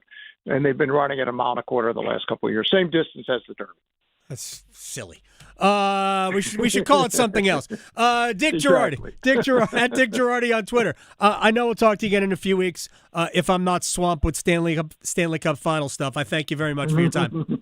You got it. Thanks, Adam. You got it. Dick Jerardi here on the Adam Gold Show. All right, we got a few more minutes left. PGA Championship. We do have the scores have been a little bit better today. It started off not so much. But a little bit better today. Let's see. We got Alex Smalley, who shot a 69 today after a 67 yesterday. 4 under par in the clubhouse, your leader. Aldrich Potgieter, young guy from South Africa. He is at 4 under, 1 under through 8 holes today. Then you've got Hideki Matsuyama, who shot a 67 today. He's at 3. Chris Gotterup shot a 65 today. 5. That is the round of the championship so far to get to 3 under par. Jason Day, 2 under today, 3 under total. Steven Jaeger is even early on. He is 3 under. Minwoo Lee, he was at 4. He is back to 3 under par through 5 holes today. He is even. Cam Young shot a 67 today to get to 2 under. Justin Thomas, I mentioned earlier, back-to-back 69s. He is at 2 under par. Nice. Scotty Scheffler birdied his last hole, 1 over today. He is at 2 under. Nikolai Højgaard is at 2 under, still playing his second round. I just saw Brooks Koepka chip up close. I don't know what that was for. I probably should have been paying attention. But it does look like the golf course is easing up just a hair. I thought yesterday, and I don't know this for a fact, my perception was that the afternoon times had a little bit of an easier go of it than the earlier times, and I don't know if that's because colder in the morning, a little bit more moisture in the rough, and more difficult to play out of the rough. It's definitely chilly in the morning. You saw Bryson walking up looking like he was about to manage Crystal Palace. Or yeah, it's huge 3 points today. Oh, man. Anyway, I have a thought on Liverpool Villa coming up in a second. But so Rory's been in the rough already, I think, all 3 holes. But he's 1 under. I don't know if he I don't know that he made birdie on the I think he third hole. I think he tapped in for par. Tapped in for par. But still, he hadn't hit a fairway yet. But he's been pretty comfortable in going 1 under par through his first 3 holes. So I do wonder if later in the day, if the rough is just a little bit more manageable for these guys. So maybe a little bit of an advantage to the later tee times.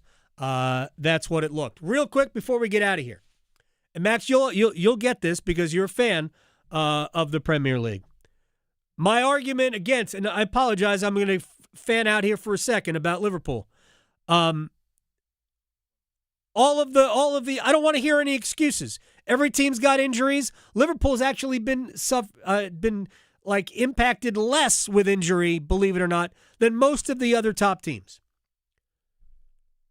But today it looks like he's actually got players playing where they're supposed to be playing. Shock! How about that? When you don't put a midfielder at right back, it might work out better. Joe Gomez is playing right back today. He's a center back, but he can play right back. I don't want to see Dom Szoboszlai or Curtis Jones playing right back because you're just asking for other problems. Put them in their proper positions. Curtis Jones playing the 10, Dom Szoboszlai playing off the right in a 4-2-3-1, and Mo Salah will be off the bench today. Anyway, go Reds. You never walk alone. Max, thank you very much. Have a good weekend, everybody. Because your fantasy football team needs all the help it can get, the Adam Gold Show on the North Carolina Sports Network.